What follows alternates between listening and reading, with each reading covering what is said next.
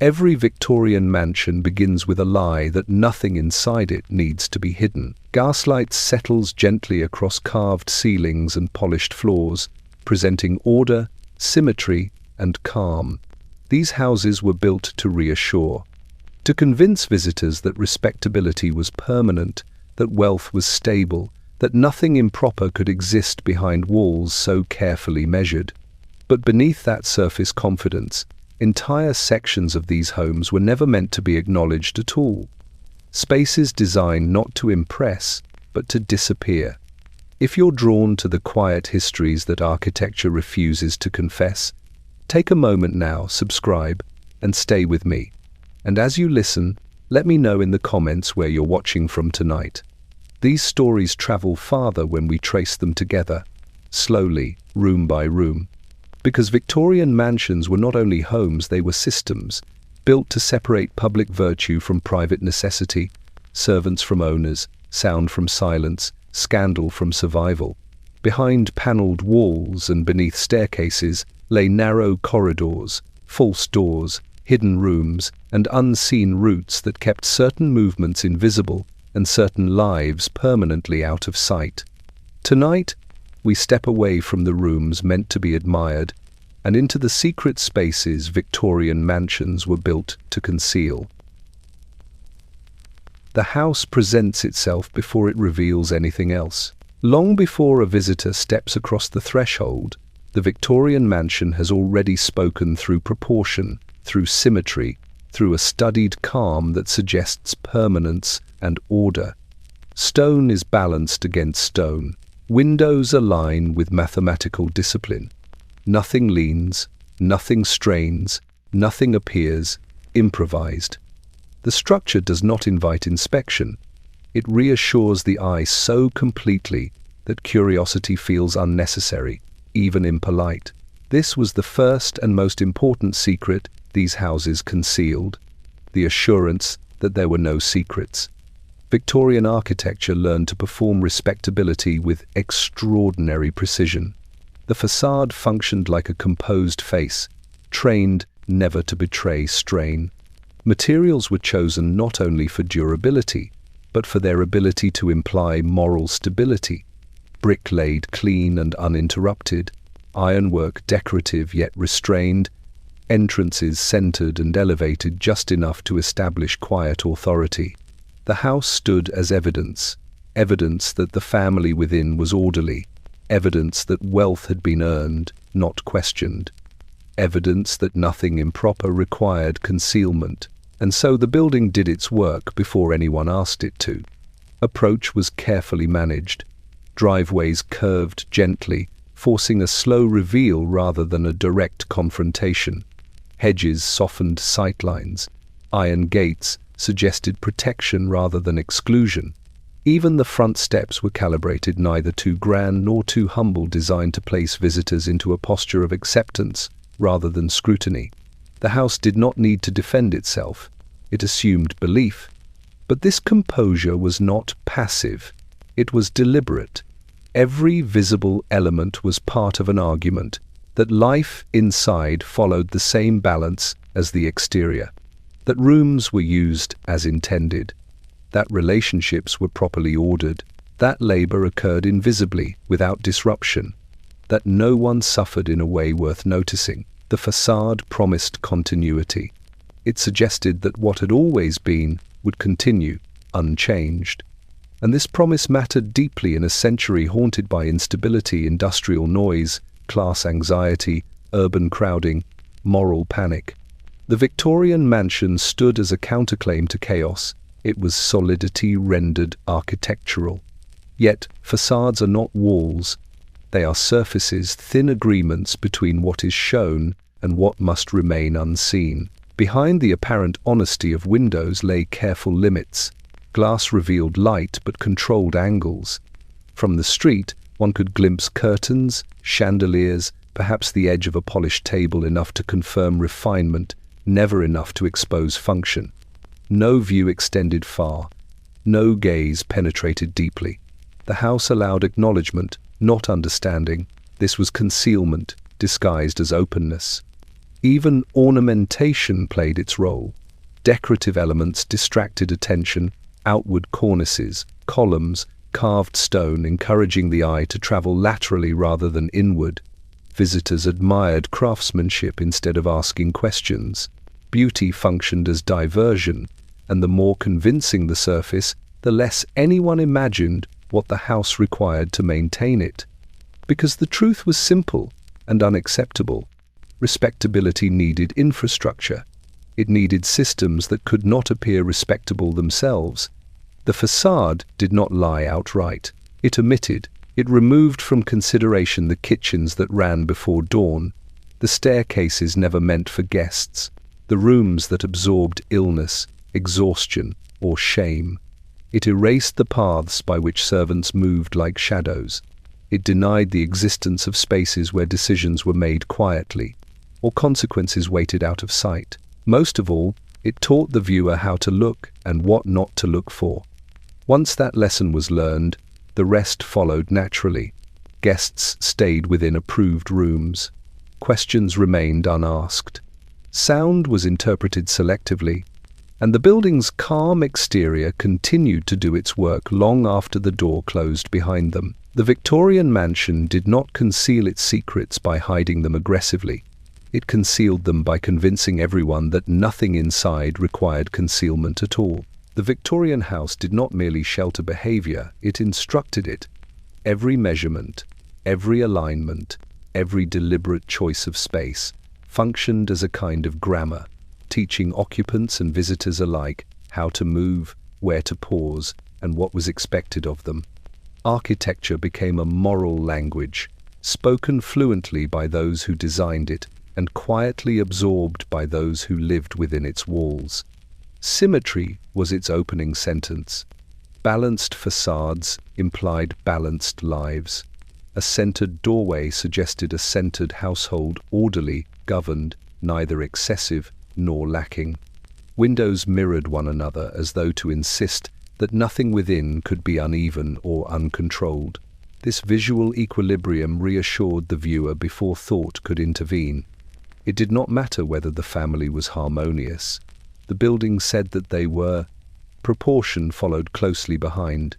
Rooms were sized according to rank and purpose, not comfort. Public spaces expanded generously, allowing voices to echo just enough to feel important. Private rooms contracted, encouraging restraint.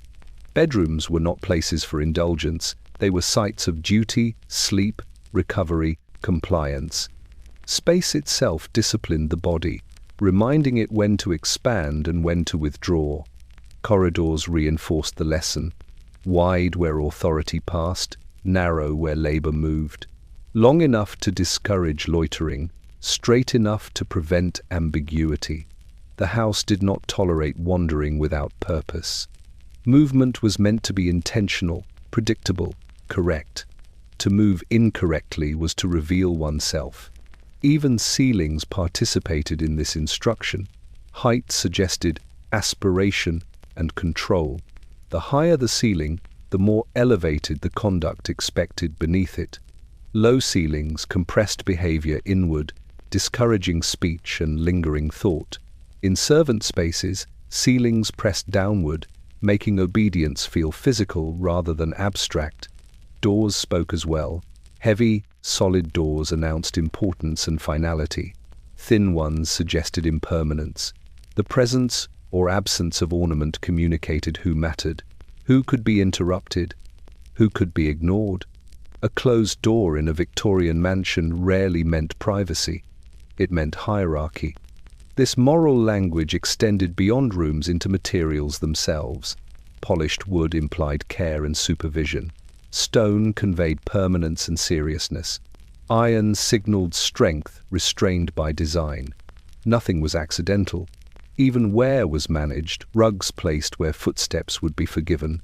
Bare boards where labor left no mark worth acknowledging. What the architecture insisted upon, repeatedly and without emotion, was control. Control over bodies, over sound, over visibility, over behavior that might threaten the fragile fiction of propriety. The house taught its inhabitants how to exist within it, rewarding compliance with comfort and punishing deviation with discomfort, exposure, or isolation. This was especially true for those who lived in the house without belonging to it. Servants learned the moral language early. They understood which spaces demanded silence, which allowed speed, which punished hesitation. They absorbed these lessons not through instruction but through repetition, the narrowing of hallways, the absence of light, the way certain doors were never meant to open toward them. Architecture trained obedience long before words were required. But even owners were not exempt. The house disciplined them too, though more gently. It reminded them where to receive guests, where to retreat, where to maintain appearances. It encouraged distance between emotion and display. Certain feelings belonged upstairs. Others were to be managed privately, or not at all. In this way, architecture did more than reflect Victorian morality, it enforced it. The building itself became an accomplice, shaping lives through layout and proportion rather than law or sermon. Moral failure was not confronted. It was redirected, delayed, or hidden behind walls that implied nothing improper could exist beyond them. And so the mansion stood, speaking its language continuously, even when empty. Long after voices faded and footsteps ceased, the walls retained their instruction: balance, restraint, silence. Appear correct, and correctness will be assumed. The house did not ask its occupants to be virtuous. It asked them to look virtuous, and it provided the structure to make that illusion effortless. Victorian mansions made a careful promise that nothing inside them was hidden. They fulfilled this promise not by revealing the truth, but by offering just enough visibility to satisfy the eye. Transparency, in these houses, was never about access. It was about reassurance. Windows were the first instrument of this illusion. Large panes of glass faced outward, catching daylight and reflecting the world back upon itself. From the street, one could see movement, curtains stirring, a chandelier lit at dusk, silhouettes passing briefly across a lit room. These glimpses suggested life unfolding naturally, openly, without interruption. The house appeared to breathe, to exist without secrecy. But the glass was positioned with intention. Sightlines ended where scrutiny might begin. Windows revealed atmosphere, not activity. Light entered generously, but observation did not. One could sense refinement without witnessing labor, presence without process, comfort without cost. Transparency, here, was curated. Interior layouts reinforced this deception. Visitors were guided through rooms that seemed open and interconnected, flowing gracefully from one space to the next. Doors stood wide. Curtains were drawn back during appropriate hours. The architecture suggested nothing was withheld, yet every route was pre-selected, every view framed. What remained unseen was not concealed by force, but by design. The illusion depended on controlled depth. No gaze traveled far without interruption. Corners softened sight. Furniture interrupted lines of view. Decorative partitions hinted at division without appearing restrictive. One could see into the house, but never through it. Layers accumulated quietly, obscuring function beneath ornament. Even mirrors participated in this choreography. Positioned to amplify space and light, they reflected elegance back toward the viewer, multiplying surfaces rather than revealing substance. Mirrors did not expose hidden corners. They distracted from them. They taught the eye to admire rather than investigate. Transparency, in this context, meant visibility without comprehension. Sound followed similar rules. Laughter in a drawing room carried just far enough to imply conviviality, but not far enough to expose strain. Voices were softened by textiles, absorbed by heavy drapery and layered carpets. Conversations felt intimate yet distant, present yet contained. Silence, when it appeared, felt deliberate rather than suspicious. This careful balance extended to doors, especially those left ajar. A partially open door implied accessibility, but only to a point. It invited acknowledgement, not entry. Closed doors discouraged curiosity openly. Open ones discouraged it subtly. The house understood which method worked better. In daylight, transparency felt natural. At night, it became theatrical. Gaslight transformed interiors into glowing tableaux, visible from without, yet inaccessible within. Windows became stages, displaying composed scenes of gentility. A seated figure reading, a family gathered politely, a servant crossing quickly, nearly unnoticed. The light revealed enough to confirm propriety, while obscuring everything else in shadow.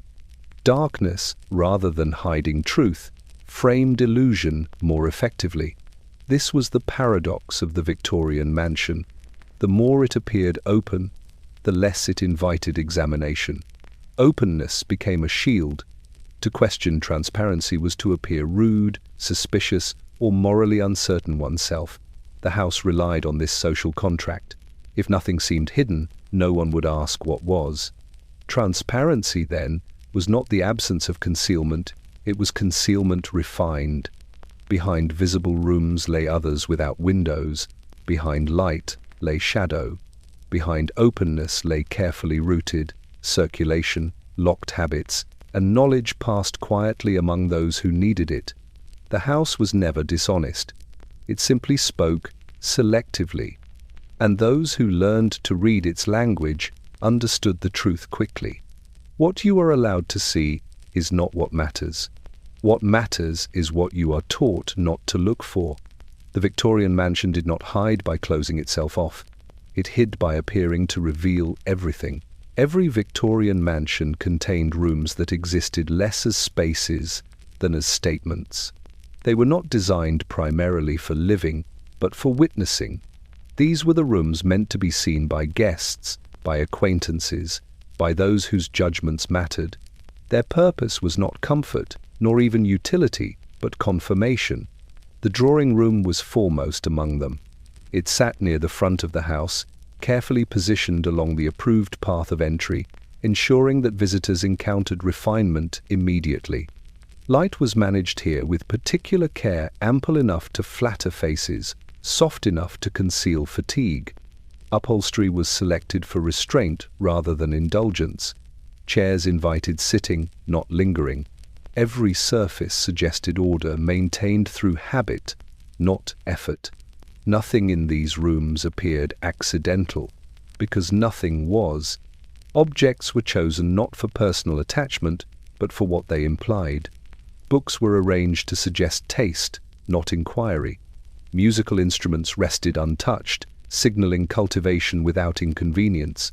Artwork depicted scenes of calm, pastoral virtue, or distant history, anything that avoided the present moment.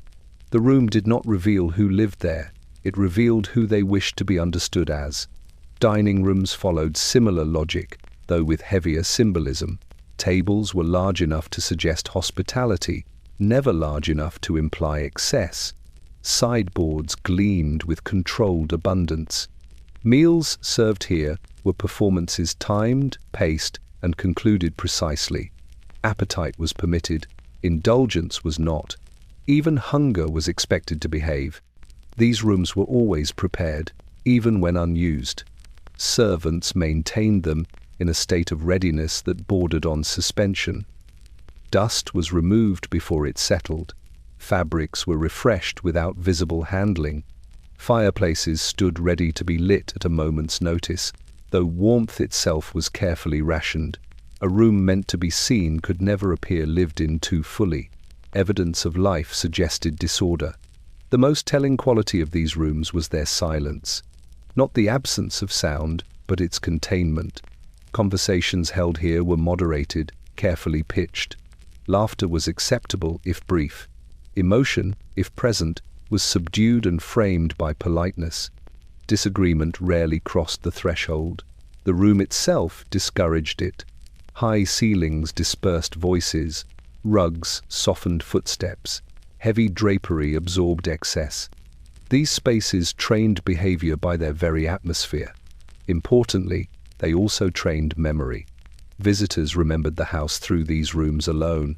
What occurred elsewhere faded from relevance. Bedrooms, kitchens, corridors, workspaces, these were peripheral, if imagined at all.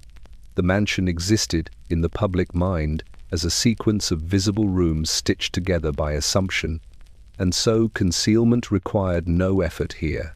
These rooms did the work willingly. They occupied attention so completely that nothing beyond them demanded inquiry.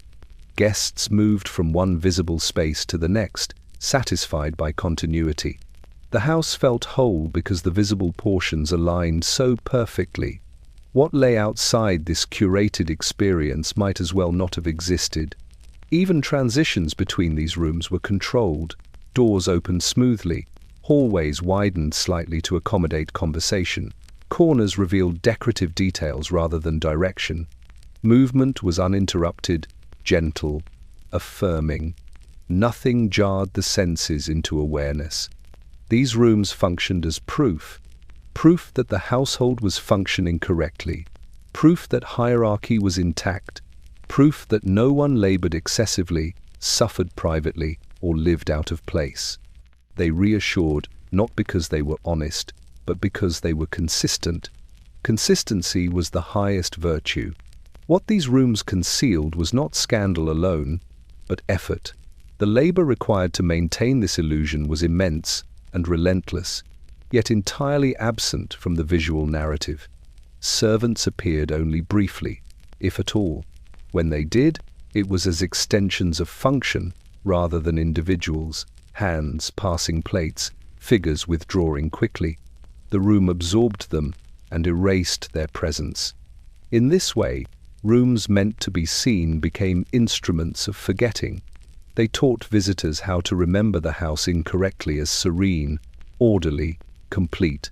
They taught occupants how to behave within narrow bounds, performing stability until it felt natural. And because these rooms were so convincing, no one questioned what the rest of the house was doing while attention remained here. That, after all, was their purpose. Every guest who crossed the threshold of a Victorian mansion entered into an agreement they were never asked to sign. It required no words, no formal acknowledgement, no instruction. The contract was implied by architecture, reinforced by etiquette, and upheld by mutual convenience. You may see what is offered, you may accept what is shown, and in return, you will not ask for more. This was the silent contract with visitors. From the moment a guest was announced, the house began to guide them, not forcefully, but gently through widened corridors, open doors, and subtle pauses that directed movement without appearing to do so.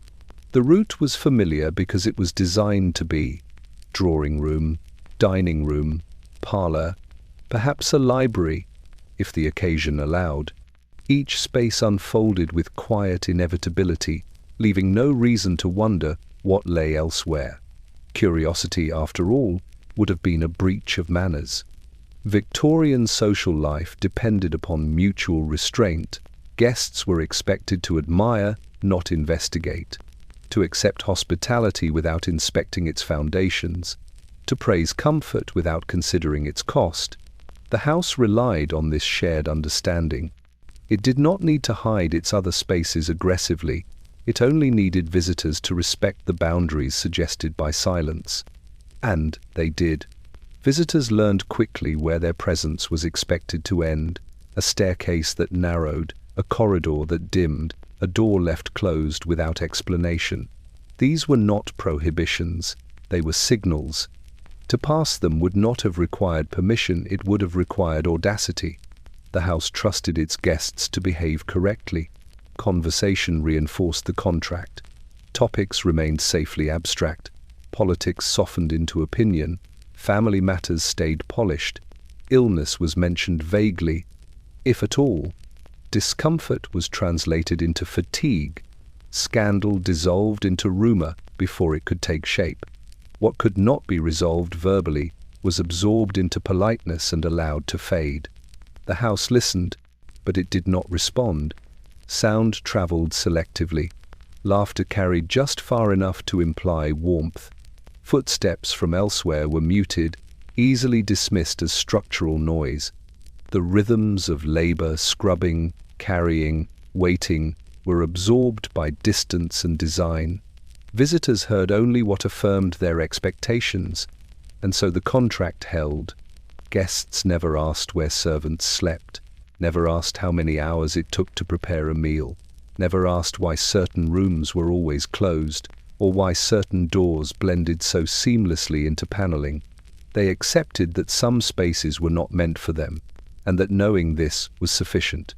To ask would have disrupted the fiction for everyone involved. Even hosts were bound by this agreement. They did not volunteer information, they did not explain routes.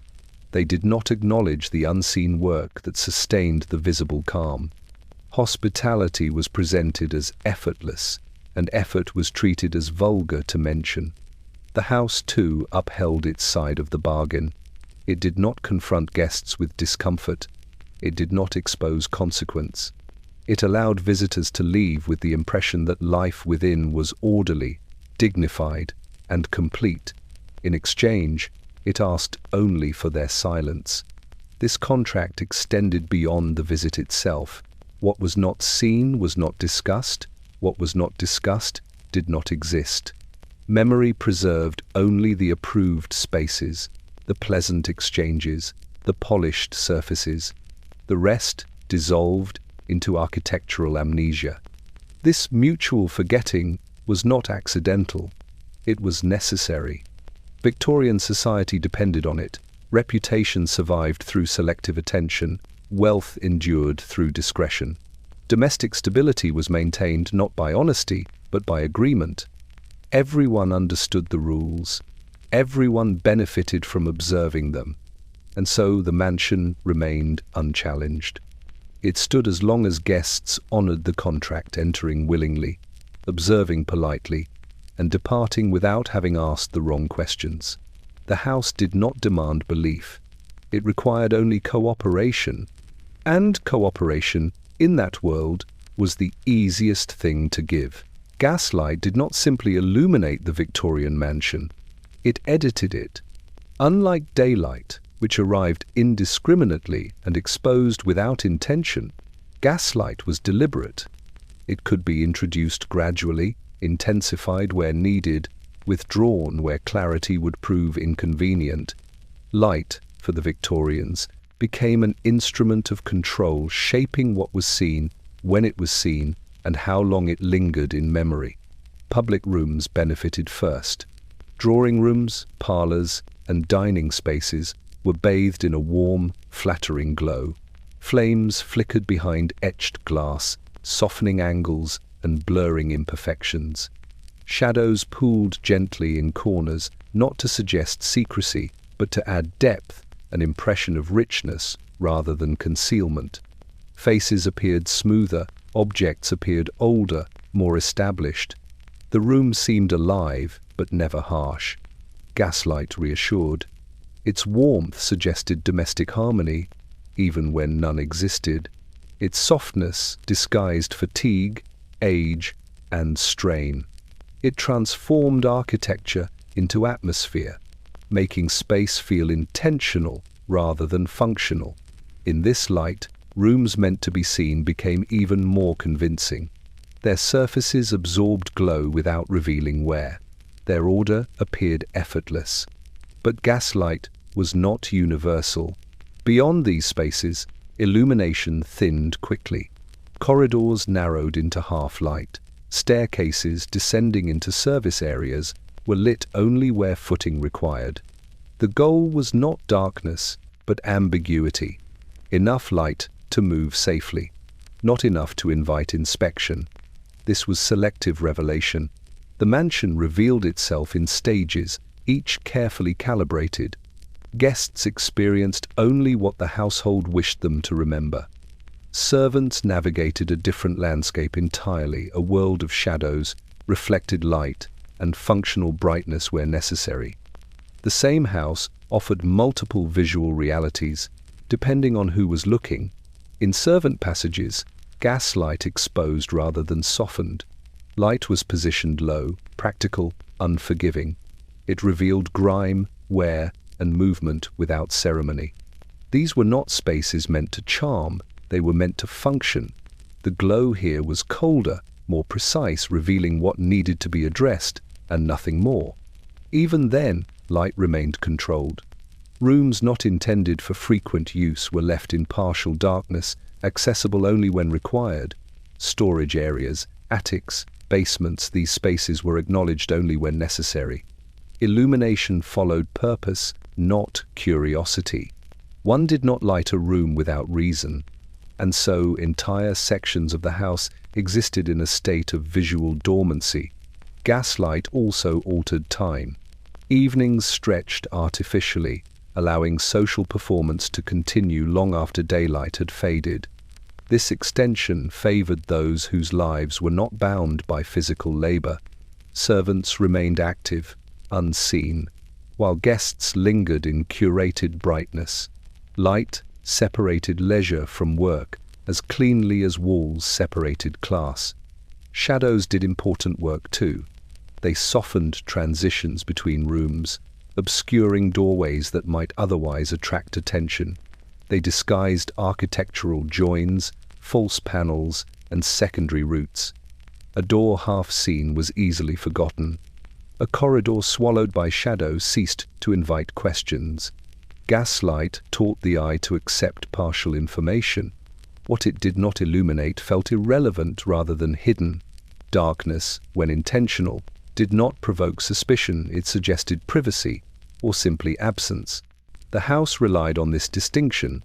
There was nothing concealed here, only rooms not currently in use. Yet concealment flourished within that assumption. The mansion's relationship with light allowed it to present different truths simultaneously. To some, it appeared warm and open, to others, narrow and exacting.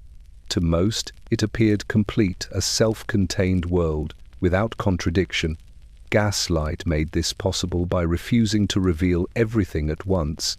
In its glow, surfaces mattered more than depth. Atmosphere replaced understanding. Memory retained only what had been pleasantly lit. What remained in shadow faded quickly, unremarked and unchallenged. And when the lights were extinguished at night, the house did not sleep. It merely withdrew its performance, holding its secrets intact until morning called them back into partial view once more. A Victorian mansion was never a passive structure. It observed, not with intention, not with awareness, but through design so precise, it produced the effect of surveillance without effort. Sightlines were calculated, angles were managed. Space itself became a quiet witness, recording movement, measuring behavior, and reinforcing the sense that nothing occurred entirely unseen, at least not where it mattered. The house watched back. From the moment one entered, vision was subtly guided.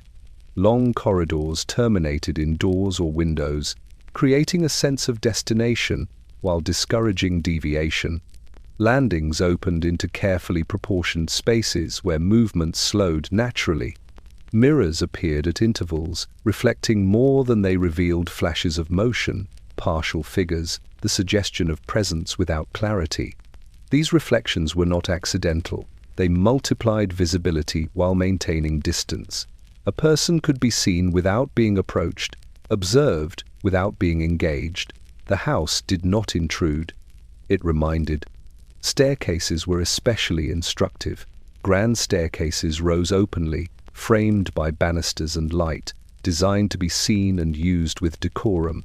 Anyone ascending did so publicly, exposed to view from below. These staircases enforced performance, posture, pace, presence. One did not rush, one did not linger. The ascent itself became a social act. By contrast, other staircases existed only to be known by those who needed them. Narrow, steep, tucked into corners or behind doors that blended seamlessly into paneling.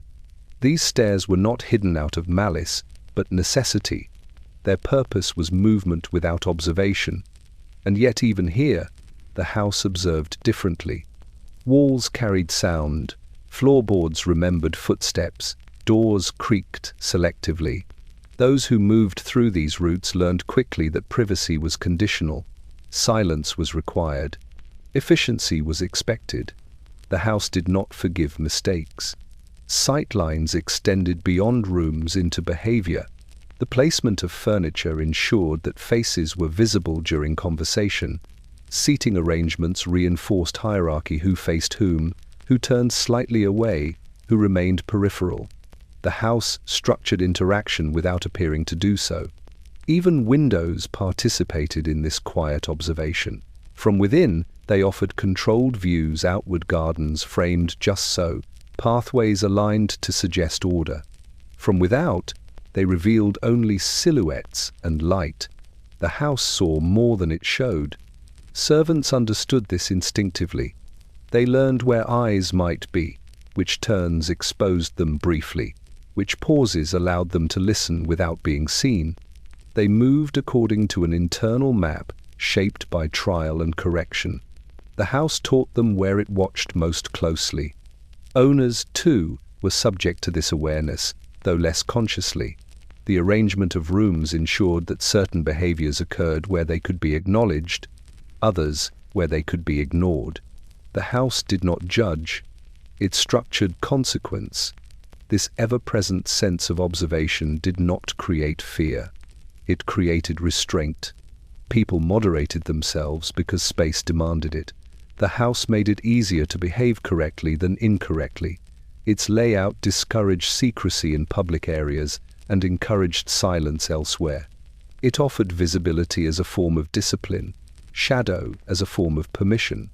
And so surveillance became ambient, not enforced, but assumed. No single vantage point revealed everything. That was never the goal. Instead, the house ensured that no action felt entirely private unless it occurred where privacy had been architecturally sanctioned. This distinction mattered. It preserved order without confrontation. The Victorian mansion did not spy. It arranged sight so that propriety was rewarded with ease. It arranged sound so that disruption dissolved before it traveled. It arranged movement so that those who belonged appeared naturally where they were expected, and those who did not passed unseen. In this way, the house maintained its authority quietly, continuously, without instruction. It watched back not to accuse, but to remind its inhabitants that space itself was aware, and that behavior, once shaped by architecture, rarely needed further correction. In a Victorian mansion, noise was never neutral. It carried meaning, implication, and danger. Sound revealed effort. It betrayed movement. It suggested disorder. And because of this, it was managed with the same care as light, space, and visibility.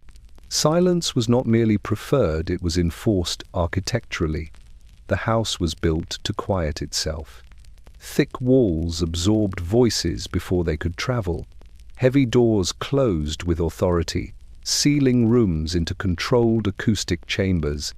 Carpets layered floors until footsteps softened into suggestion rather than fact.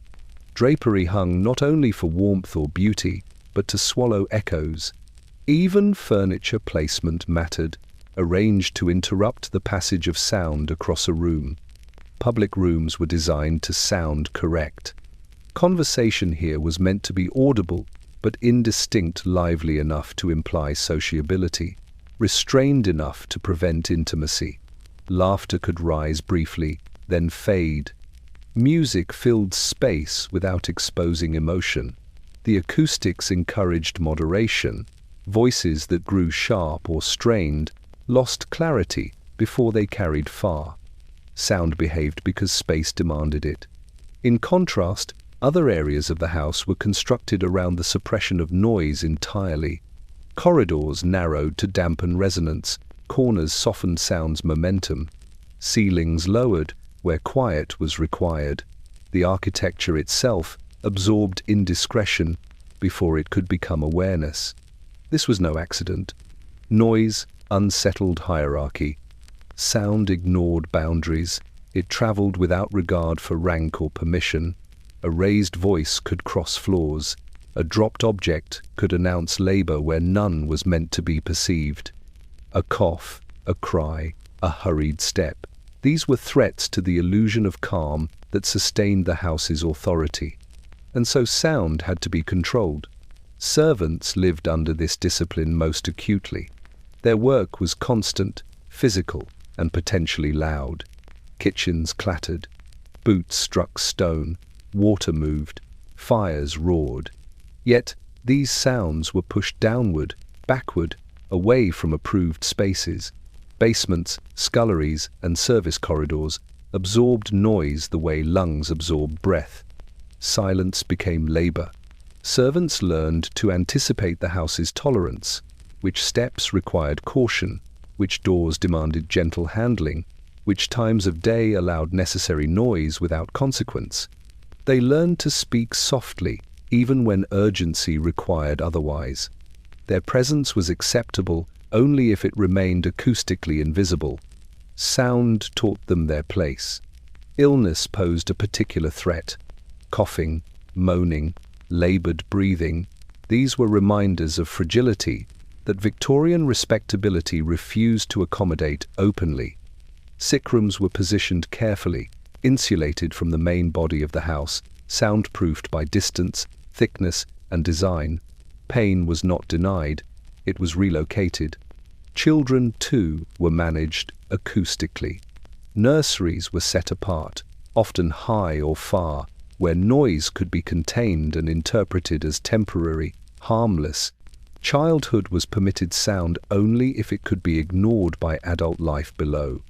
The house distinguished between acceptable and unacceptable noise, not by volume, but by implication. A piano suggested culture. A bell suggested order. Footsteps in the wrong corridor suggested disruption. Raised voices suggested conflict. Silence, when intentional, suggested control. Silence, when broken, suggested failure. Even at night, sound remained regulated. Servants continued working after guests retired, but quietly. Fires were banked softly. Doors were closed carefully. The house did not sleep loudly. Its rest was curated, disciplined, dignified. Any sound that escaped this framework felt intrusive, almost immoral. This is why the Victorian mansion feared noise more than secrecy. Secrets could be contained, noise could not. Sound refused to stay where it was assigned.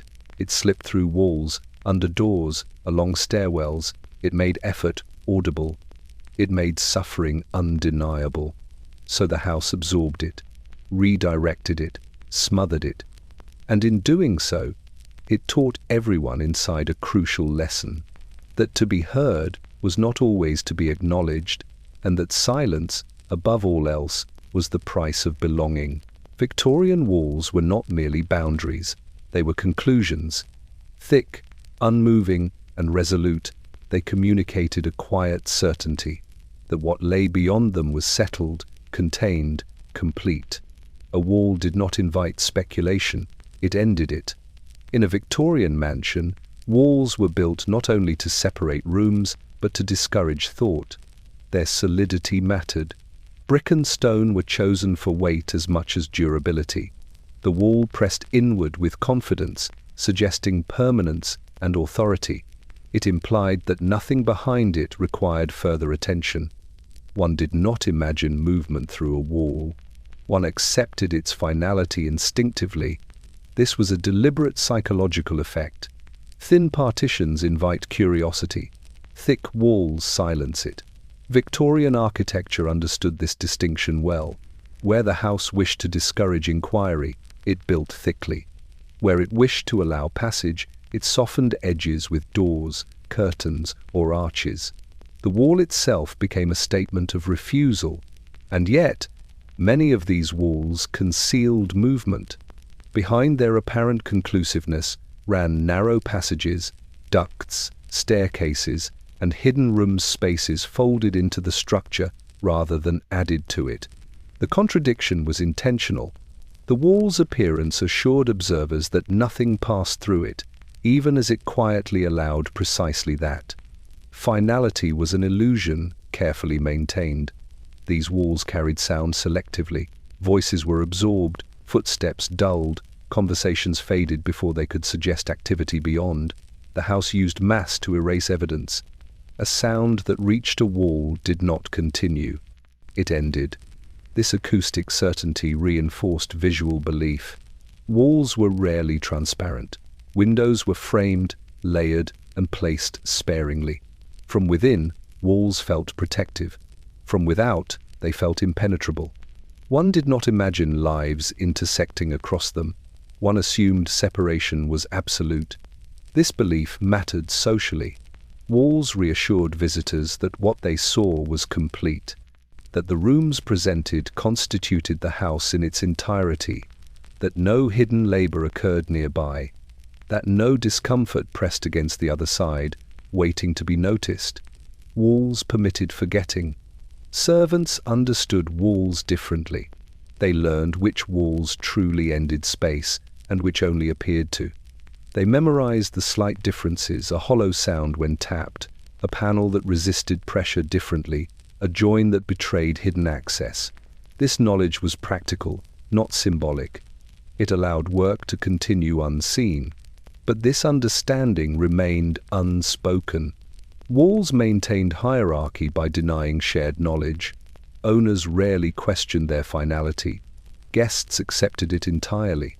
Only those required to navigate the hidden infrastructure understood that walls lied calmly, consistently, and convincingly. Even illness was managed through walls. Sick rooms were enclosed with care. Walls thickened, corridors lengthened, soundproofing increased. Pain was permitted to exist only where it could not travel. Walls prevented suffering from contaminating visible life. They kept weakness contained. Privacy was often cited as the justification. Control was the reality. In moments of crisis, walls became emotional buffers. Arguments muffled, grief softened, decisions rendered quietly. The wall absorbed consequence and returned calm. It allowed the household to continue presenting composure even when it fractured internally. Over time, this architectural certainty trained behavior. People stopped asking what lay beyond walls because walls suggested there was nothing to ask. Their mass discouraged imagination. Their permanence implied resolution. They taught acceptance through weight. This was their greatest success. The Victorian mansion relied on walls not only to separate space, but to end inquiry, to provide the comforting sense that life, once enclosed, was orderly and contained, that nothing unresolved pressed against the surface.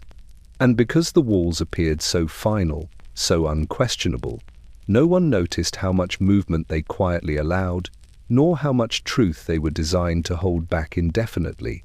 At some point in every Victorian mansion, there is a door that unsettles the attentive eye. It does not announce itself. It does not demand notice.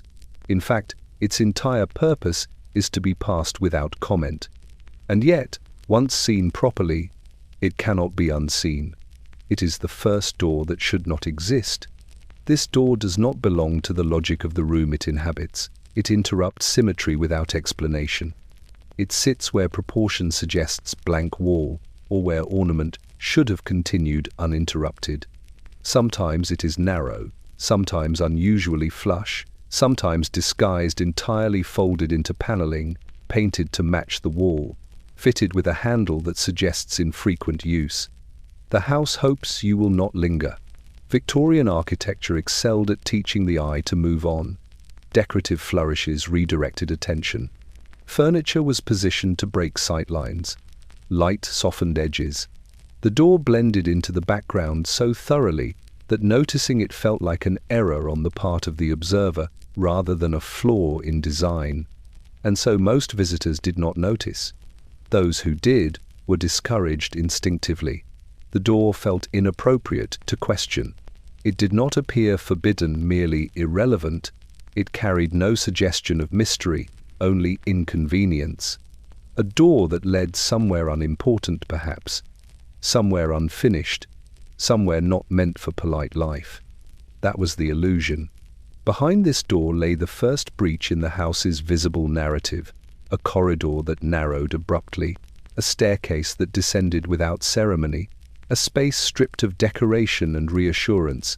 Passing through this door meant leaving the performance behind and entering infrastructure. This was not accidental. The door marked transition. Victorian mansions were built in layers: public, semi-public, private, and unseen. The first door that should not exist was the threshold between acceptance and reality.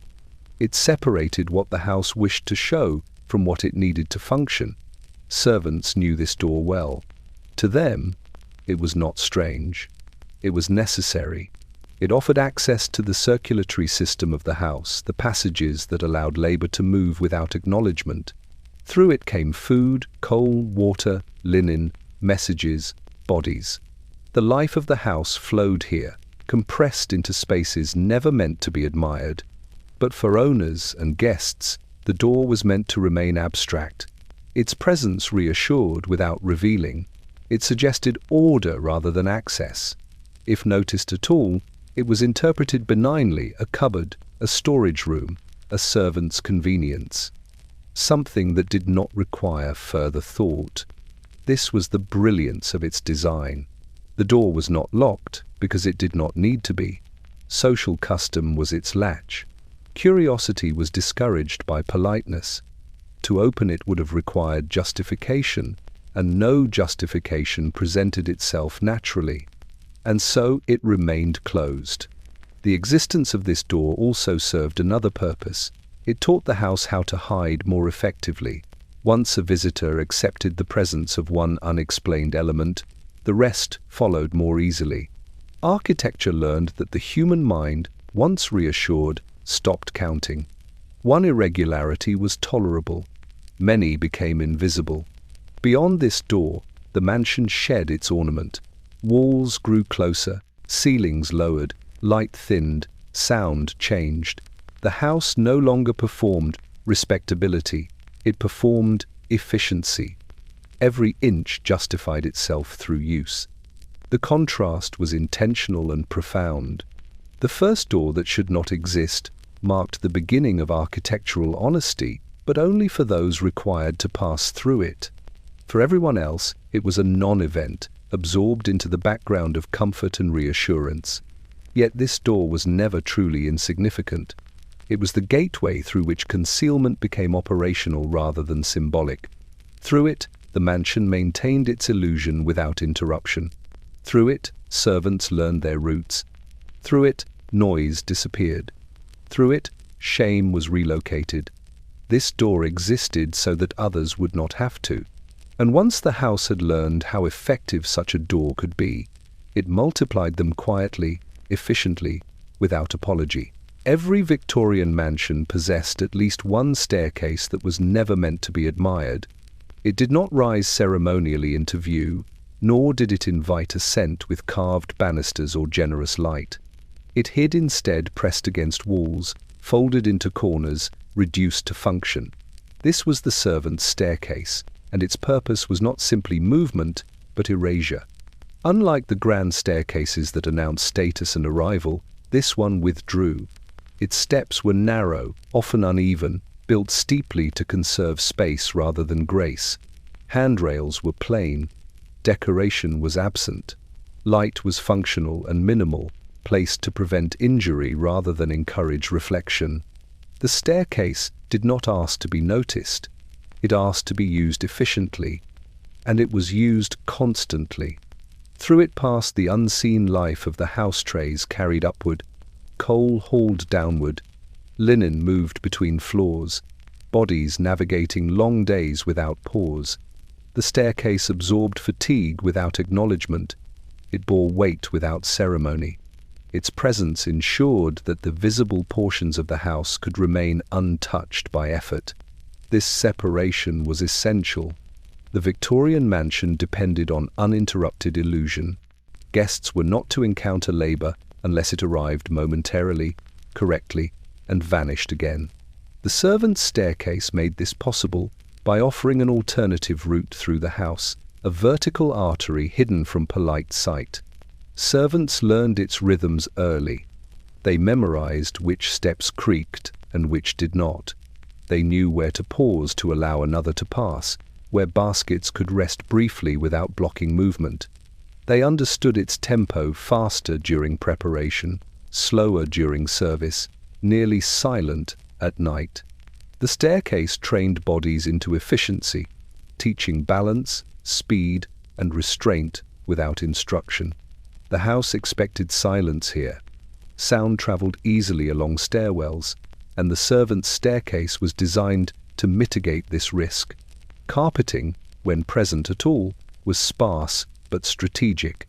Walls thickened where noise threatened to escape. Doors at the top and bottom closed decisively, sealing sound into the vertical channel. Voices dropped instinctively, footsteps softened, breath was controlled. This staircase also carried social weight. Those permitted to use it understood their position immediately. To take the servants' staircase was to accept invisibility. To avoid it was to claim authority. Crossing between staircases without cause was a violation not of rule, but of understanding.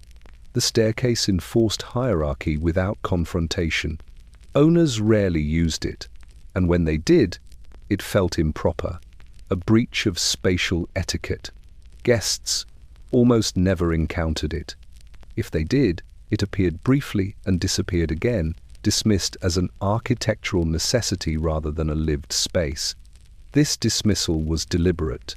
By minimizing the staircase's presence, the house minimized the acknowledgement of labor itself. Work became something that happened elsewhere, accessed by routes no one needed to see. The servants' staircase ensured that effort remained conceptually separate from comfort. At night, its role intensified. While visible rooms slept, the staircase remained active. Fires were tended, rooms prepared for morning, meals assembled quietly before dawn. The staircase carried motion when the house pretended to rest. It allowed the mansion to appear effortlessly renewed each day. Yet the staircase offered no comfort in return. Its narrowness discouraged lingering, its steepness punished fatigue, its anonymity denied rest. It was not meant to be a place, only a passage. One moved through it, not within it. And yet, it was one of the most important spaces in the house. Without it, the illusion collapsed. Servants would be forced into view, sound would escape, movement would intrude. The house would reveal how much effort it required simply to appear calm. The servants' staircase existed to prevent that revelation. It was architecture reduced to obedience, efficient, silent, and forgotten by design. And in forgetting it, the Victorian mansion preserved everything else it wished to be remembered as orderly, dignified, and complete. There are passages in Victorian mansions that appear to have forgotten themselves. They do not announce arrival or departure. They offer no ornament, no invitation, no pause. These are the corridors without decoration, spaces stripped of identity so completely that they dissolve from memory even while being used. They were never meant to be remembered. Unlike the hallways that connected drawing rooms or opened into stair landings, these corridors served no social purpose. Their walls were plain, their floors unadorned, their ceilings low and unremarkable. Light, when present, was practical rather than flattering. Nothing lingered here. Nothing encouraged observation. The corridor existed only to move bodies from one necessary point to another without acknowledgement. This absence was intentional. Decoration invites attention. Attention invites recognition. Recognition invites questions. Victorian architecture avoided this chain carefully. Where movement needed to occur unseen, decoration was withheld.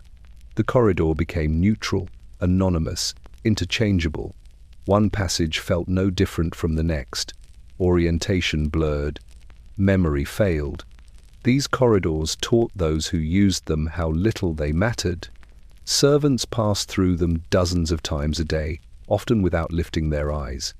They learned the routes by feel rather than sight, the number of steps between turns, the coolness of a wall beneath fingertips, the slight incline near the back stairs. The corridor did not reward looking. It rewarded efficiency. For owners and guests, these spaces were barely perceived at all. If encountered accidentally, they felt unfinished, even uncomfortable. The absence of decoration suggested incompleteness, and incompleteness implied impropriety. One did not linger. One retreated quickly, reassured by returning ornament and light. The corridor was dismissed as a mistake rather than a design choice. This dismissal protected the house, because these corridors carried the truth of the mansion's labor. They connected kitchens to dining rooms, laundries to bedrooms, storerooms to staircases. They allowed the invisible circulation that made visible life possible. Every polished room depended on these plain passages, yet no acknowledgement of that dependency was permitted. Sound behaved differently here. Without ornament to soften it, noise became dangerous. Footsteps echoed, objects clattered too easily, voices carried. For this reason, these corridors trained restraint. Servants learned to move softly, to carry objects carefully, to speak only when necessary. Silence was not polite here, it was essential. The corridor enforced discipline without witness. Even the air felt different, cooler, thinner, less forgiving. These spaces were not heated generously. Comfort was not considered. Warmth belonged to rooms that displayed life, not those that sustained it. Over time, these corridors shaped behavior deeply. Bodies moved differently here, shoulders slightly hunched, pace quickened, breath controlled. There was no reason to stop, no reason to look around. The corridor denied presence. One passed through it as one passed through obligation.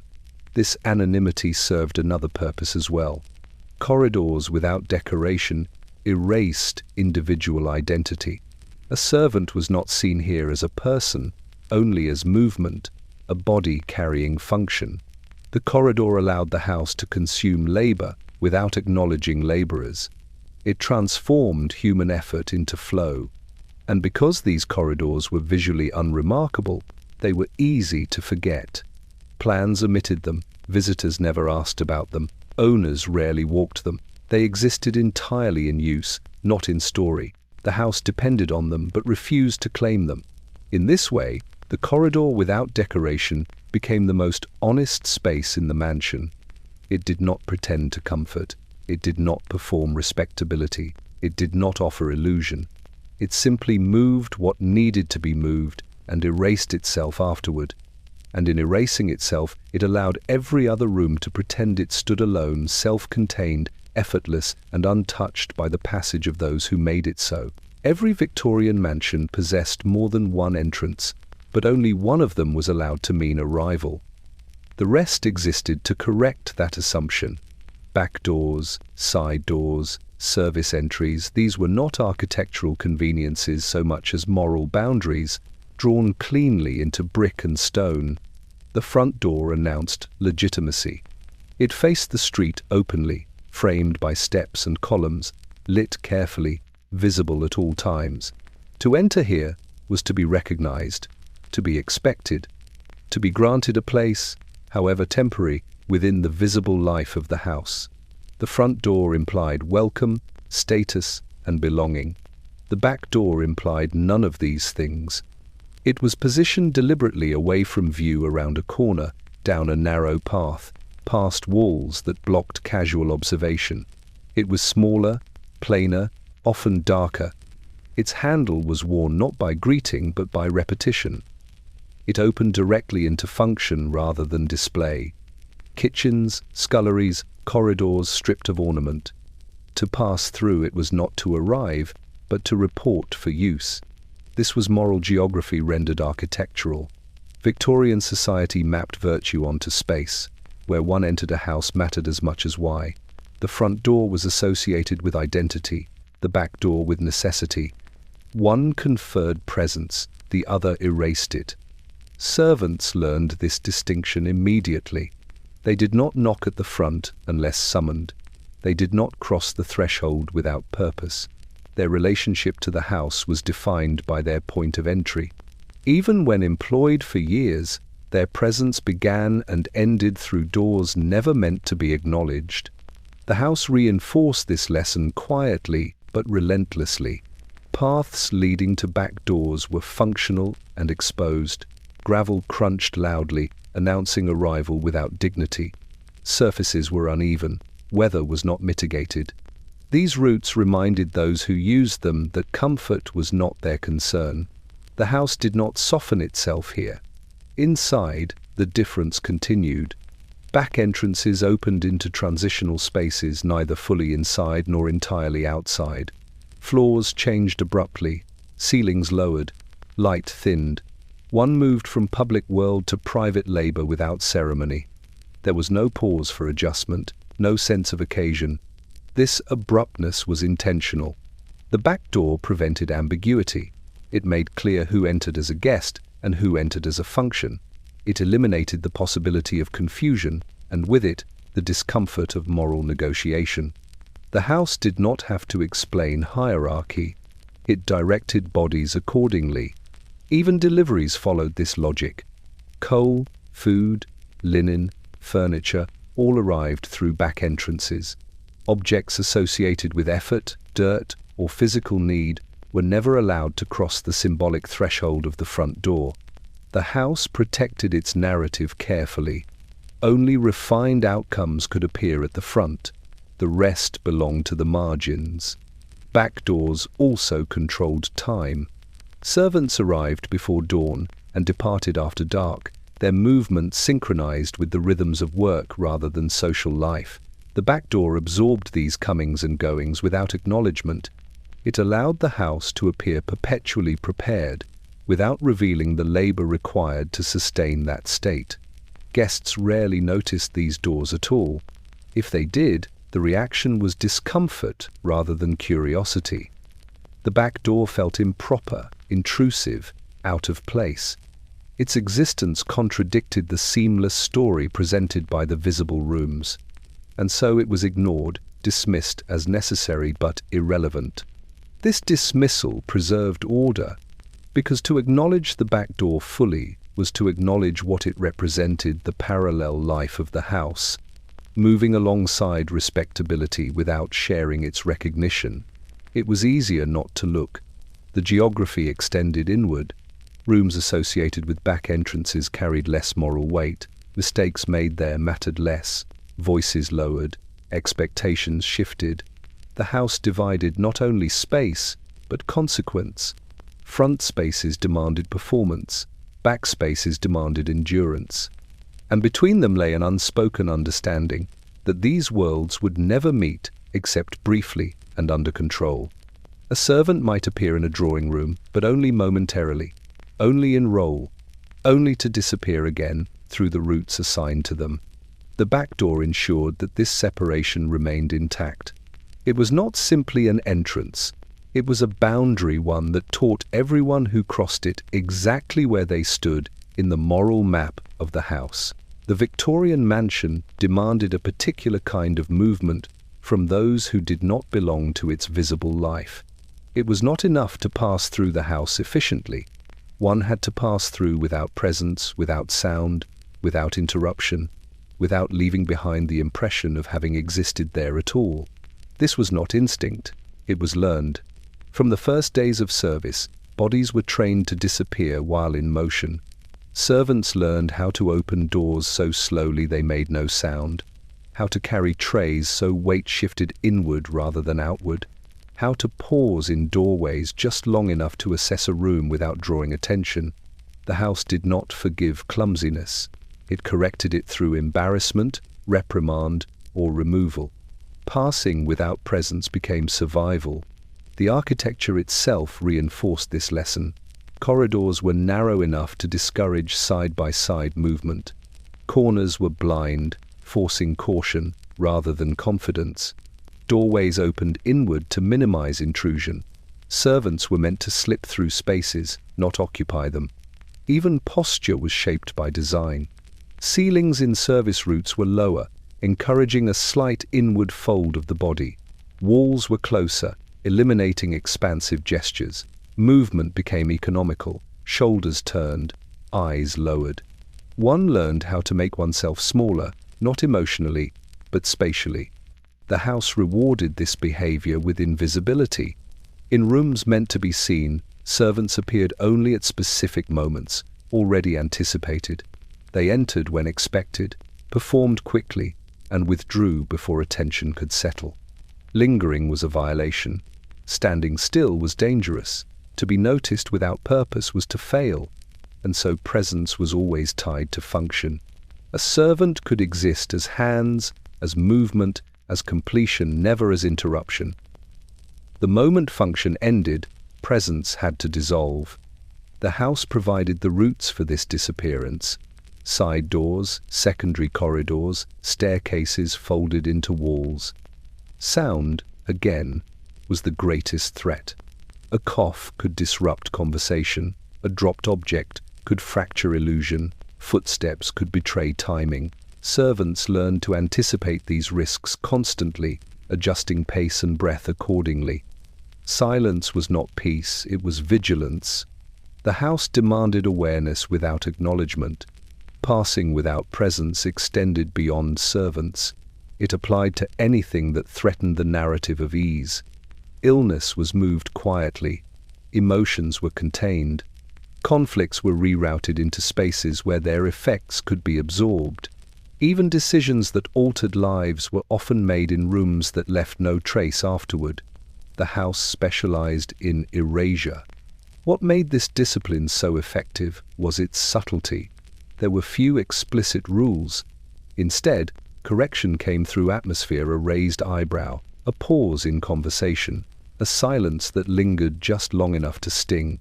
Architecture carried these judgments without speaking. Over time, the lesson became internal. Bodies adjusted automatically. Movements softened. Awareness sharpened. Servants learned to predict where attention would fall and avoid it instinctively. The house no longer needed to instruct. It had shaped habit. Guests benefited from this mastery without ever recognizing it. They experienced a house that seemed to function seamlessly. Food arrived warm. Rooms remained orderly. Fires burned steadily. Nothing intruded upon their comfort. And because intrusion never occurred, they never considered how much effort had been required to prevent it.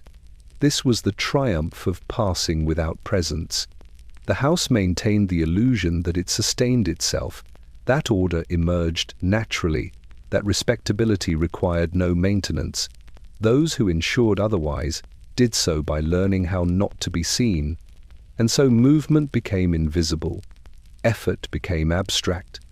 And the house retained its calm authority, supported by lives that passed constantly through its spaces, without ever being allowed to register as part of its story at all. In a Victorian mansion, it was not enough to know where to move.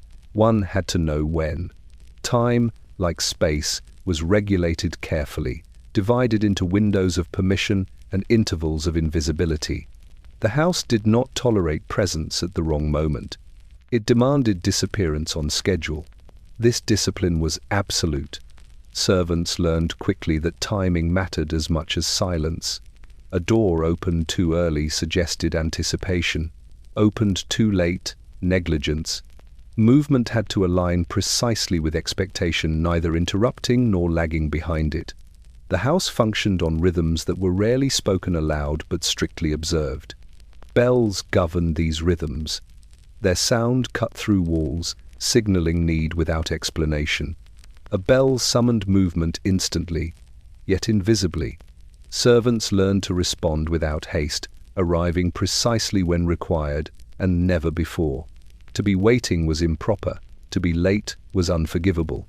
Timing was proof of competence. The house trained this instinct relentlessly. Morning belonged to preparation. Movement occurred before visibility. Fires were lit while rooms were still dark. Floors were cleaned before footsteps mattered. Meals were assembled before hunger announced itself. The house awoke already ordered, giving the impression that it had never been otherwise. Midday demanded restraint. Servants moved less visibly, confined to back routes and secondary corridors. Activity continued, but it receded. Noise softened. Motion slowed. The house entered its public phase, and those who sustained it learned to retreat into its unseen infrastructure. Evening required precision. Service appeared, briefly measured, rehearsed, exact. Food arrived neither early nor late. Plates were removed without interruption. Candles were refreshed quietly. Every action occurred in the narrow window between attention and expectation. Too soon, and it felt intrusive. Too late, and it felt negligent. At night, disappearance became essential. Once guests retired, the house exhaled. Labor resumed quietly, restoring what had been consumed during display. The timing here was merciless. Servants worked while others slept, ensuring that signs of use were erased before morning. Fatigue did not excuse delay. The house expected renewal without residue. This control of time extended beyond labor. Illness followed strict schedules. Pain was managed quietly, often during hours when it would not disturb visible life. Grief was compartmentalized, permitted only where it could be absorbed without consequence. Even discipline occurred at controlled times, removed from the rhythms of social life. The house protected itself through timing. To appear calm, it had to eliminate unpredictability. Surprise was dangerous. It drew attention. It threatened illusion. And so the house taught everyone within it how to anticipate, how to prepare, how to vanish at the correct moment. Servants internalized this deeply. They learned to read the house's mood, the cadence of footsteps, the tone of voices, the duration of pauses. They anticipated needs before bells rang, yet waited for the signal to move. This restraint was essential. Initiative without permission was as disruptive as delay. The house did not reward enthusiasm. It rewarded alignment. Guests never saw this choreography. They experienced only the result, a house that seemed responsive without effort. Needs were met as though by instinct. Comfort appeared without interruption. Time felt smooth, uninterrupted, unbroken. This smoothness was manufactured. Behind it lay lives organized around disappearance, bodies that moved constantly yet rarely registered, hours spent waiting for permission to act, followed by bursts of precise, silent labor. The house depended on this discipline completely. The timing of disappearance ensured that presence was never noticed where it should not be. It allowed the mansion to maintain the illusion that it existed outside of time, always prepared, always composed, always complete. And it taught those who sustained it a quiet truth, that to belong within these walls was not to be seen, but to vanish exactly when required. Within every Victorian mansion existed intersections that were never acknowledged, points where lives brushed past one another without recognition, where movement overlapped without interaction, where the house quietly resolved collisions before they could become visible. These were the hidden crossings, and they were among the most carefully engineered spaces in the building. They existed because separation alone was not enough. The mansion could divide routes, designate staircases, assign corridors, but life required overlap. Food had to arrive while guests were present. Fires needed tending during conversation. Messages passed while doors stood open. The house solved this problem not by confrontation, but by misdirection. Hidden crossings were the solution. These were places where service routes intersected with public spaces at oblique angles, buffered by walls, screens, or depth. A corridor might pass behind a drawing room, separated by thick brick and paneling. A stair might rise adjacent to a grand staircase, concealed by curvature and shadow. A doorway might open into a narrow passage that skirted the edge of a visible room without entering it. The crossing occurred, but acknowledgement did not. At these junctions, timing and architecture worked together. Servants learned to pause behind screens, listening for shifts in conversation before moving. The house provided small alcoves, shallow recesses, and unmarked waiting spaces where bodies could disappear for seconds or minutes until it was safe to pass. These pauses were essential. To cross visibly was to disrupt the narrative. To cross audibly was worse. The hidden crossing allowed movement to continue without intrusion. It preserved the illusion that visible life existed independently of the labor sustaining it. These spaces were not comfortable. They were narrow, dim, often cold. Their purpose was not rest, but anticipation. Servants waited here with trays balanced carefully, breath controlled, muscles tense. The house expected readiness without presence. To be caught mid-crossing was to fail. Yet these crossings also carried a strange intimacy. Here, servants glimpsed fragments of lives they were not meant to witness, laughter drifting through walls, snippets of conversation, footsteps pacing. They learned the rhythms of the household from these margins. They understood moods, tensions, alliances, and anxieties, not through participation, but proximity. The house allowed this knowledge but denied its acknowledgement. Hidden crossings also protected owners from recognition. They ensured that moments of vulnerability, an argument, a pause of fatigue, a lapse in composure, could occur without being observed by those deemed inappropriate witnesses. The crossing absorbed these moments, redirecting bodies away before sightlines aligned. This was not privacy, it was insulation. The architecture did not prevent interaction, it prevented recognition. Lives moved alongside one another in parallel, rarely intersecting openly. The house maintained hierarchy by ensuring that proximity never became familiarity. These crossings required precision to function. A few inches in placement could expose movement. A poorly angled wall could reveal a passing figure. Victorian builders understood this deeply. Hidden crossings were constructed with obsessive care, refined over time through use and adjustment. Paneling thickened, screens shifted, routes were rerouted quietly when needed. The house learned from its own near failures. Over years, these crossings became instinctive to those who used them. Servants navigated them without conscious thought. Owners remained unaware of them entirely. Guests never suspected their existence. And so the house achieved something remarkable: constant motion without interruption.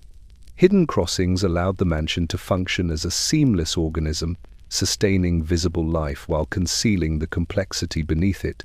They ensured that effort remained unseen, that labor passed close without intruding, that lives overlapped without acknowledgement. These spaces were not errors in design, they were triumphs. They proved that concealment did not require walls alone, it required understanding, movement, timing, and human behavior. The Victorian mansion did not simply hide its crossings, it absorbed them into its structure so completely that even those who relied on them came to forget they were anything unusual at all. The house moved, the house worked, and it did so without ever appearing to move at all. In a Victorian mansion, observation did not always travel downward from authority. It moved laterally, quietly, learned through repetition rather than permission. Long before servants were allowed opinions, they developed awareness, and long before awareness was acknowledged, it became essential. This was surveillance without power, eyes trained not to judge, but to anticipate. The house taught this watching. Floorboards spoke differently in every corridor. Some creaked sharply, others sighed, others stayed obediently silent. Servants learned these differences by necessity. A single misplaced step could announce presence too early, interrupt conversation, or betray movement where none should be detected. Over time, the body memorized these signals. Feet adjusted instinctively. Weight shifted mid-step. Paths were chosen not for speed, but for discretion. This knowledge was never written down. It was passed through experience, a reprimand, a glance, a moment of embarrassment that lingered long enough to instruct. The house corrected errors immediately and impersonally. There was no malice in it, only consequence. From this grew a particular kind of attention. Servants learned to read rooms without entering them. They sensed occupation through sound, the cadence of voices, the rhythm of movement, the absence that signaled departure. They learned when a space was safe to cross and when it demanded avoidance. Their eyes followed patterns others never noticed. How doors rested when closed properly, how light shifted beneath thresholds, how air moved when a room was recently vacated. This was not curiosity, it was survival. The house demanded readiness without instruction. Servants were expected to know when to act without being told, yet never act prematurely. This contradiction required constant awareness. Eyes learned the floorboards because floorboards revealed the house's condition, active or dormant, forgiving or alert. The watching extended beyond sound and space. Servants learned the habits of those above them through fragments, footsteps, pacing at night, the timing of bells, the way doors were closed or left ajar. From these details, they constructed mental maps of mood and intention. The house became legible in pieces, not as a whole, and yet this surveillance carried no authority. Knowledge did not grant power, it granted only avoidance. Servants learned what to avoid, which routes during certain hours, which rooms after certain conversations, which crossings when voices sharpened. Awareness functioned as insulation, protecting both the servant and the illusion of the house. The architecture supported this one-sided observation. Narrow sightlines, partial reflections, and filtered sound allowed servants to see just enough without being seen. Corners provided concealment. Landings offered pauses. The house allowed watching as long as it did not become presence. This distinction was critical. To observe was acceptable. To be observed was not. Servants learned to disappear even while watching, to exist in the margins of awareness. Their eyes moved constantly, but their bodies remained unobtrusive. This created a strange imbalance. Those with the least authority often knew the house best. They understood its moods, its rhythms, its vulnerabilities. They noticed changes immediately, a new sound, an altered routine, a door that closed differently. Yet this knowledge remained private, unspoken, unusable, except in service of discretion. The house relied on this imbalance, because awareness without power created compliance without resistance. Servants adjusted behavior preemptively. They prevented disruption before it occurred. They absorbed instability silently, allowing the house to maintain its composed exterior. Guests never sensed this vigilance. They experienced a house that seemed effortlessly responsive. Needs were anticipated. Interruptions never occurred. The illusion of calm remained intact. They did not know that eyes were always tracking movement beneath their feet, reading the language of floorboards and thresholds. The house never thanked these eyes. It did not acknowledge their labor or their attention. It simply depended on them. And over time, those eyes learned not only the house's structure, but its expectations. They learned when to look away, when to pause, when to move without sound. They learned how to see everything and be seen by no one at all.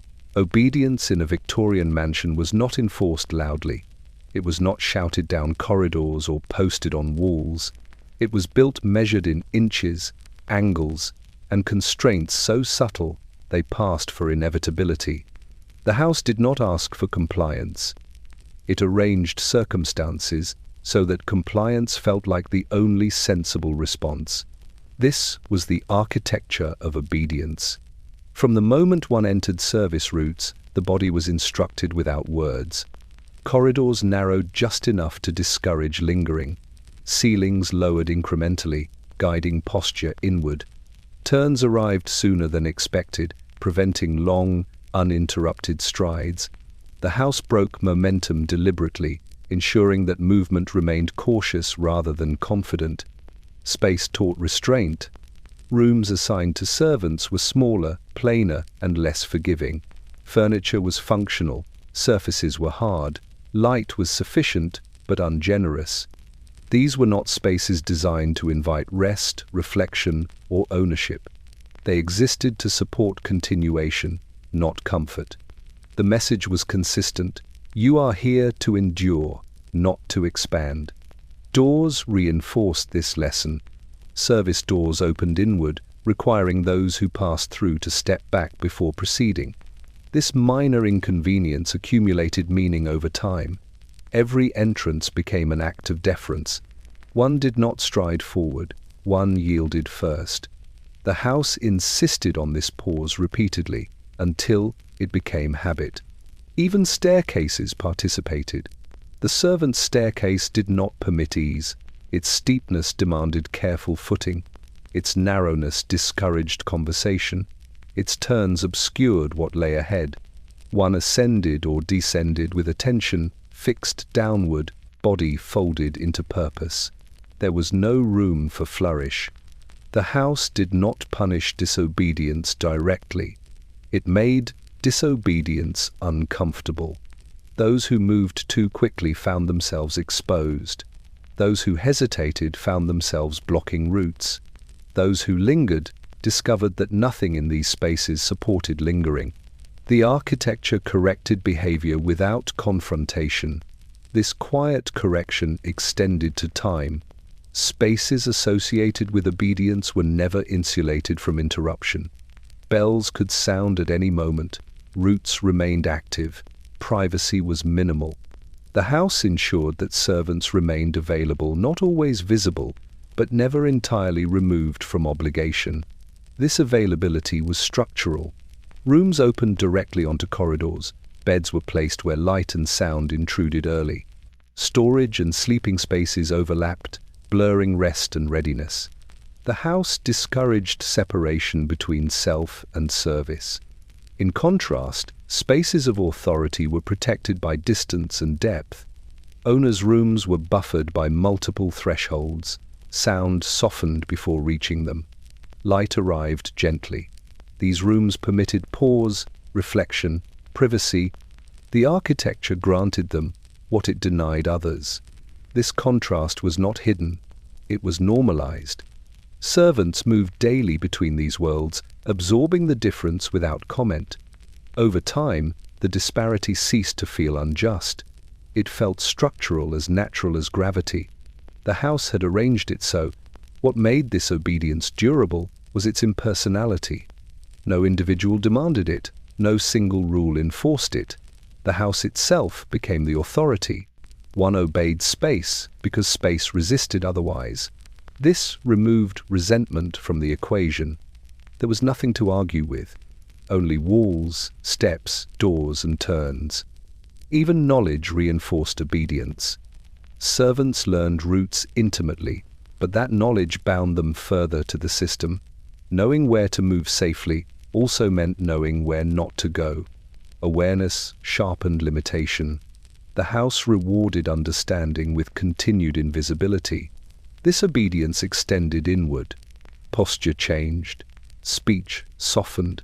Anticipation replaced initiative. Servants learned to wait without being idle, to act without appearing assertive. Their bodies aligned themselves with the house's expectations long before thought intervened. And so obedience became embodied. The architecture did not need supervision. It did not require reminders. It shaped behavior continuously, quietly, reliably. It trained bodies into compliance through repetition and constraint. The Victorian mansion did not merely contain obedience. It manufactured it patiently, efficiently, and without ever having to say so aloud. Every Victorian mansion carried secrets in plain sight. They were not hidden through locks alone, nor concealed by camouflage. Some spaces were withheld simply by expectation rooms you were not supposed to enter. They existed, fully built, fully furnished in some cases, yet intentionally absent from the mental map of any guest or casual observer. Their purpose was simple: to maintain order, enforce hierarchy, and preserve appearances. These rooms were both present and absent. From the front, the house appeared complete. Drawing rooms, parlors, libraries, and dining halls unfolded logically, each connected to the next. Windows framed the experience, light arranged it. Yet beyond these familiar spaces lay rooms deliberately unacknowledged. A guest could pass nearby a door 100 times without noticing its subtle offset, the faint shadow it cast, or the whisper of air beneath it. The house assumed that anyone who recognized these spaces would either feel discomfort or avert attention. Most did. The architecture taught discretion. Doors to these rooms were often plain, flush with paneling, unadorned. Handles were small, unobtrusive, sometimes positioned high or low to avoid accidental contact. Walls were thicker here, muffling sound, isolating motion. Ceilings lowered, reducing the sense of grandeur, subtly discouraging curiosity. Even the floors differed, boards tighter, steps quieter, carpets absent. These were functional spaces, not stages. They were preserved for labor, privacy, or scandal. Servants knew these rooms intimately. They were the corridors of illness, the chambers of preparation, the storage of items deemed inappropriate for display. Here, grief could unfold without intrusion. Here, punishment, discretion, or secrecy found its architecture. The ordinary flow of life continued without interference from the house's observed face. The rooms taught obedience by absence. Guests never needed to be barred explicitly, they simply did not see. When curiosity stirred, the walls, lighting, and placement redirected the eye. Shadows pooled strategically. Furniture interrupted pathways, light filtered only as necessary. The house communicated that these spaces were irrelevant to those outside its laboring ecosystem. Even owners rarely acknowledged them. To admit that such rooms existed was to reveal the work that sustained order. It was to betray vulnerability, to disclose the machinery behind the calm. And so the house and its occupants collaborated silently. The architecture concealed, the routine reinforced the concealment. Sound within these rooms behaved differently. Doors closed carefully, floors were swept, firelight dimmed. What could escape into visible rooms was filtered through thickness and distance. The house absorbed labor and error alike, converting activity into nothing more than rhythm. Guests heard only what the mansion allowed: the occasional creak of a door, the faint scent of cooking, a whispered reply in the distance, never enough to betray the space's full function. Time itself was regimented here. Activities in these rooms occurred either before observation was possible or after it had ended. Meals prepared before dawn, laundry moved while guests slept, illness treated in the quiet hours. The mansion's schedule synchronized with its need for secrecy, ensuring that nothing within these spaces would disrupt the impression of continuous order. These rooms also carried moral weight. They were repositories for acts or objects that could compromise the house's reputation. Illness, indiscretion, grief, laborious effort, and even dissent were relegated here. They existed, fully present, yet invisible to those for whom the house's appearance mattered, and so they persisted unnoticed. Visitors carried away an impression of completeness and calm. They assumed that every space had been accounted for, that what they saw was the house in its entirety. They were correct and yet profoundly deceived. The mansion's true substance thrived in these hidden chambers, where obedience, labor, and discretion sustained the visible facade without ever needing acknowledgement. A Victorian mansion was more than a collection of rooms. It was a network of paths, thresholds, and invisible intersections that existed only in practice. There were formal plans, drawings commissioned from architects, stamped with approval and signed in ink, but the true map of the house was never drawn. It could not be. Its most essential routes were known only to those who moved along them, daily and silently, bodies attuned to the rhythms the walls enforced. This was the map no one drew. It existed in memory and muscle rather than paper. Servants memorized it early. They learned the width of hallways, the exact incline of staircases, the subtle curve, that allowed a tray to pass without collision. They traced the steps with their eyes before committing them with their feet, learning which corners concealed them, which doorways signaled attention, which landings permitted brief observation without acknowledgement. The mansion was legible only to those who had trained themselves to read it, and those who had not would never perceive its logic. The house itself enforced this secrecy. Walls, ceilings, and floors arranged the invisible pathways. Furniture interrupted potential shortcuts. Carpets muffled sound selectively. Doors that appeared insignificant might swing into carefully calculated corridors, guiding movement along invisible lines. Light, both natural and gaslit, highlighted spaces intended for attention and obscured those reserved for discretion. Every architectural element served both a purpose and a lesson. Some places were meant to be traversed unseen, some to be avoided entirely. Even movement was disciplined by design. The map extended temporally as well as spatially. Routes that were safe during 1 hour became perilous in another.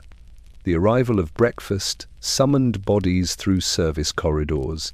The departure of guests required a retreat along hidden stairways. A mistake in timing risked visibility, reprimand, or disruption of the household's meticulously curated performance. To know the mansion fully was to know not only its geography, but its clockwork. This map dictated hierarchy as much as utility. Certain corridors were reserved exclusively for servants, others for deliveries, for the movement of objects, for the circulation of heat and water. Even within these invisible networks, rank and expectation determined passage. A footman might traverse the same hallway differently than a housekeeper. The map was layered a palimpsest of obligation and access, readable only by those with permission, implicitly granted by position. Guests relied on its absence. Visitors encountered only the narrative the house allowed. They saw the drawing rooms, the parlors, the illuminated staircases. They assumed that what was visible represented the whole, and this assumption was the house's greatest defense. The map no one drew ensured that the unseen remained undetected. Effort, labor, preparation, and even moments of private grief remained contained, flowing through corridors and stairwells that did not appear on any plan. Knowledge of this map created responsibility. Servants moved as shadows because the routes they navigated demanded it. Awareness of hidden intersections, blind corners, and timing of arrival became second nature. The house trained memory through repetition. Muscles remembered what eyes might never fully apprehend. One wrong step, one misread signal, and the illusion of calm could be breached. Yet the map was mutable. The house adapted continuously. Walls were shifted, partitions added, or doors disguised over time. Routes altered subtly as seasons changed, as staff came and went, as labor demanded efficiency. Even the most experienced servant never possessed a static map. Understanding it required constant attention, observation, and adjustment. By the end, the mansion was both known and unknowable. To those who moved through it daily, it was precise, consistent, reliable. To those who observed only occasionally, it was complete, seamless, and calm. And to everyone else, it did not exist at all. The map no one drew was the lifeblood of the house, invisible, unrecorded, essential, ensuring that everything visible could appear effortless, orderly, and serene. The Victorian mansion existed as a story written in absence, memorized in motion, and maintained in silence, a map living only in those who understood that to move without being seen was the truest form of belonging. Not every space in a Victorian mansion could be found on a plan. Some rooms existed entirely beyond the inked lines of architectural drawings, absent from inventories, omitted from blueprints, never spoken of in polite conversation. These were the rooms that were never listed spaces built with care, fully formed, and yet deliberately denied to memory, discussion, or inspection. Their existence was practical, but their concealment was moral. They were invisible by intention. Guests traversing the mansion's visible corridors might pass near a door or a section of wall and perceive nothing unusual. Perhaps a shadow flickered, perhaps the air felt cooler. Most would ignore it instinctively. The mansion relied on this learned blindness. These rooms were not locked. They did not need to be.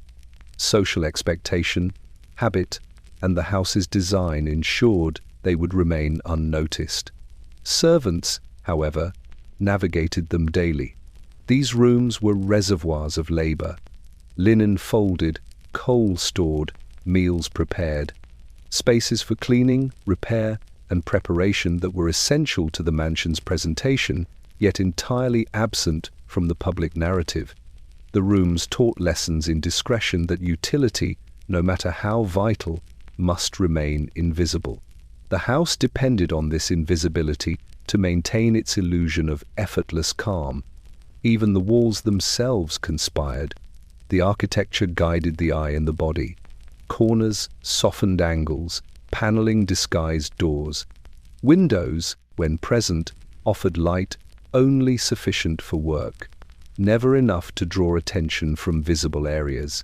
Ceilings were lower here, floors sturdier but plain, and the routes connecting these rooms were labyrinthine by design, reducing the chance of accidental observation. These measures rendered the rooms both accessible and unknowable. Time disciplined their use. Certain rooms were active only at particular hours: the scullery before dawn, the laundry during midday, the storage spaces when guests were elsewhere. Labor here could occur only when visibility was unlikely. The house itself enforced this timing. Bells, schedules, and the anticipation of activity regulated who moved, when, and how quickly. A misstep risked exposure, the only failure this invisible network tolerated. Sound, too, was tightly managed. Voices were suppressed, footsteps were softened. The creak of a door or the rattle of a tray was corrected by careful awareness or structural design. Floors were sometimes reinforced, sometimes carpeted sparingly. The rooms existed to function, not to announce themselves. They absorbed all evidence of activity, leaving only the visible rooms to claim attention. These unlisted spaces carried moral weight. They were repositories for illness, fatigue, and imperfection, realities the house did not wish to show. They held labor that was necessary but unsightly. They concealed grief, weakness, and error. The mansion's elegance depended on their secrecy, and secrecy here was a form of virtue. Knowledge of these rooms was power, but power was carefully restricted to those who understood the rules of invisibility. Guests never knew. Owners seldom spoke. The rooms endured quietly, fully operational, yet erased from acknowledgement. They were the backbone of the mansion's perfection, yet so thoroughly hidden that they became almost mythical, glimpsed only through half-remembered sensations or the faintest shadow of movement in the corner of the eye. The rooms that were never listed existed to preserve narrative, hierarchy, and illusion. They reminded all who moved within the house that visibility was granted selectively, and that what was truly essential could remain entirely unspoken. In their quiet operation, the mansion sustained its story of effortless propriety, a story built on the labor, discretion, and invisibility of those who understood how to exist entirely without being seen. There were items within a Victorian mansion that were never meant for display, objects that could not be admired, touched, or even acknowledged without disturbing the carefully constructed image of the house. These objects were assigned rooms of their own: hidden closets, enclosed cupboards, and subterranean chambers, spaces devoted entirely to storage, yet carefully concealed from memory and sight. They were the repositories for things that couldn't be seen, and through them, the mansion maintained both appearance and order. These rooms existed in the margins of perception. A guest walking through the corridors might notice a door slightly ajar, a panel that seemed oddly flush, or a shadow that fell strangely across the wall. Yet instinctively, they dismissed it. The house relied on such dismissals. The storage rooms were never labeled. They did not feature in tours, inventories, or conversation. Their contents were vital, yet unacknowledged. Here lay the contrast between appearance and necessity, between display and truth. Servants knew the rooms intimately. They were repositories of domestic labor, barrels of coal stacked precisely, linen folded to specification, trays and utensils polished and stored before they could be seen, seasonal furnishings rotated in and out, repairs staged in silence. Even objects considered improper for public eyes, medicines, cleaning supplies, or items associated with illness and death were housed here, away from any guest's curiosity. The arrangement of these rooms required skill, memory, and discretion. One misplaced object could betray function or hint at disorder. The architecture assisted this concealment. Rooms were often hidden behind false panels, recessed into walls, or placed in basements where light could not reveal detail. Doors were flush, handles unobtrusive, and sightlines obstructed to prevent accidental discovery. Ceilings were lower than in public rooms, floors sturdier but unadorned, and the lighting dim but sufficient for work. Every element reminded those who used the space that it existed for labor, not admiration. Timing governed their use as much as design. Storage rooms were active at hours when attention elsewhere was minimal. Coal was moved before guests stirred. Linen was prepared while owners dined. Furniture was shifted late at night, long after visitors had departed. The house orchestrated these moments carefully, allowing motion and effort without ever threatening the calm exterior that defined its public persona. Sound was contained rigorously. A creaking floorboard or the scrape of a chair could betray activity and disrupt the narrative of effortless propriety. Carpets, mats, and floorboards were positioned to absorb noise. Doors closed decisively, and activities were coordinated to minimize audible interference. Silence, rather than visibility, ensured that the stored objects remained safely hidden and functioned without revealing the effort behind them. These rooms carried moral and social significance. They preserved the illusion that the house operated without labor, that wealth and refinement were effortless, that order was innate. In truth, every polished surface, every prepared meal, every neatly set table depended on what was stored and moved quietly here. Knowledge of these spaces was power, yet it was reserved exclusively for those whose work sustained the mansion's story of perfection. Guests remained unaware. Owners acknowledged only fragments, and the house itself endured quietly, performing its dual role, concealing the mundane while maintaining the narrative of grace, ease, and composure. Through these hidden storage rooms, the Victorian mansion proved that the most essential work could thrive entirely without being seen, and that invisibility itself was a form of authority. In a Victorian mansion, scale was relative. Rooms meant for display, for guests, or for daily life were generous, measured to impress without overwhelming. Yet in the hidden reaches of the house, behind paneling, beyond back corridors, tucked under staircases, existed spaces that defied expectation. Closets larger than bedrooms. These were not architectural errors. They were deliberate, functional, and entirely hidden. They stored what could not be seen, preserved what could not be acknowledged, and supported the house's facade of perfection. These closets were deceptively spacious. A visitor might glance at a closed door and assume a narrow cupboard.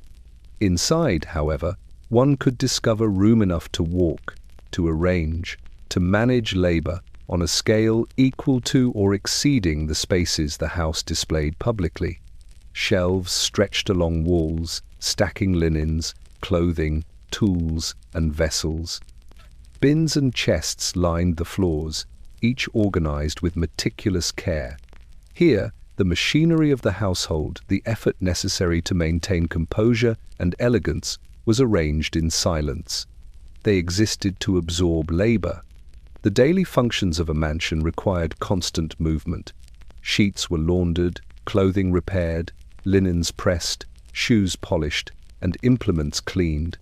Every task, though essential, risked exposure if conducted in visible rooms.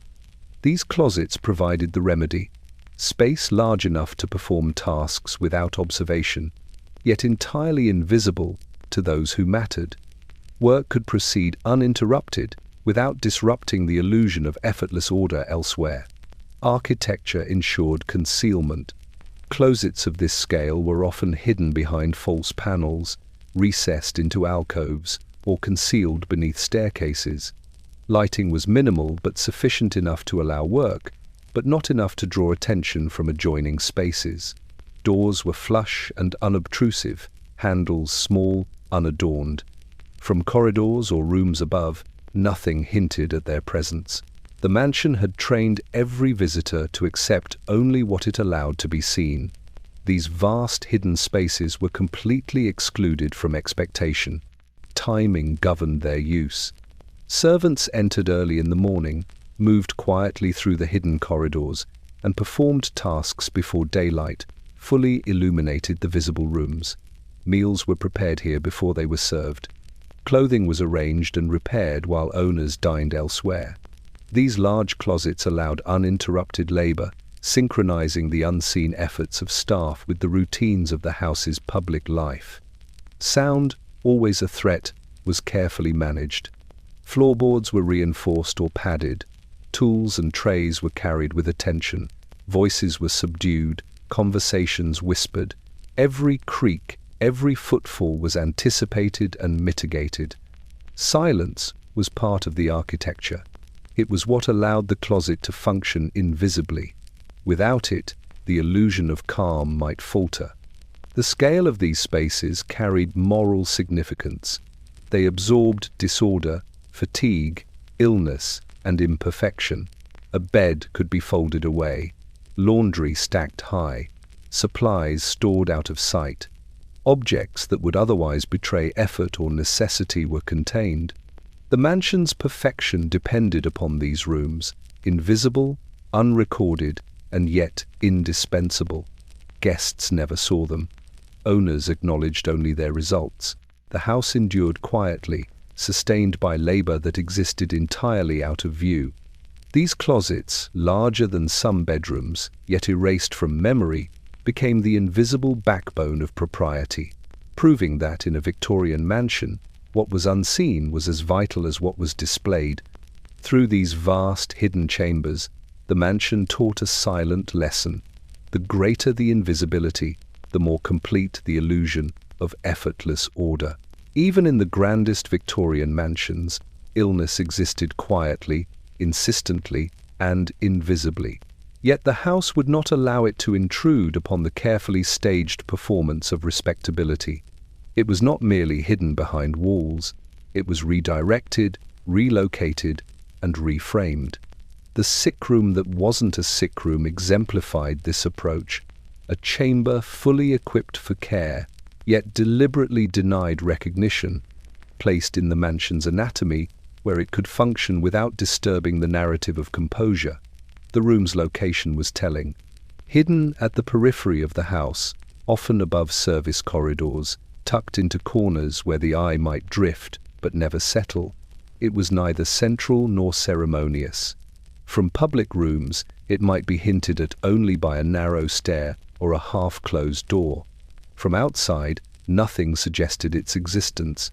The architecture ensured that no visitor, however attentive, would stumble upon it accidentally. Here, vulnerability was allowed to exist, but always at a distance. Inside, the room was utilitarian, yet meticulous.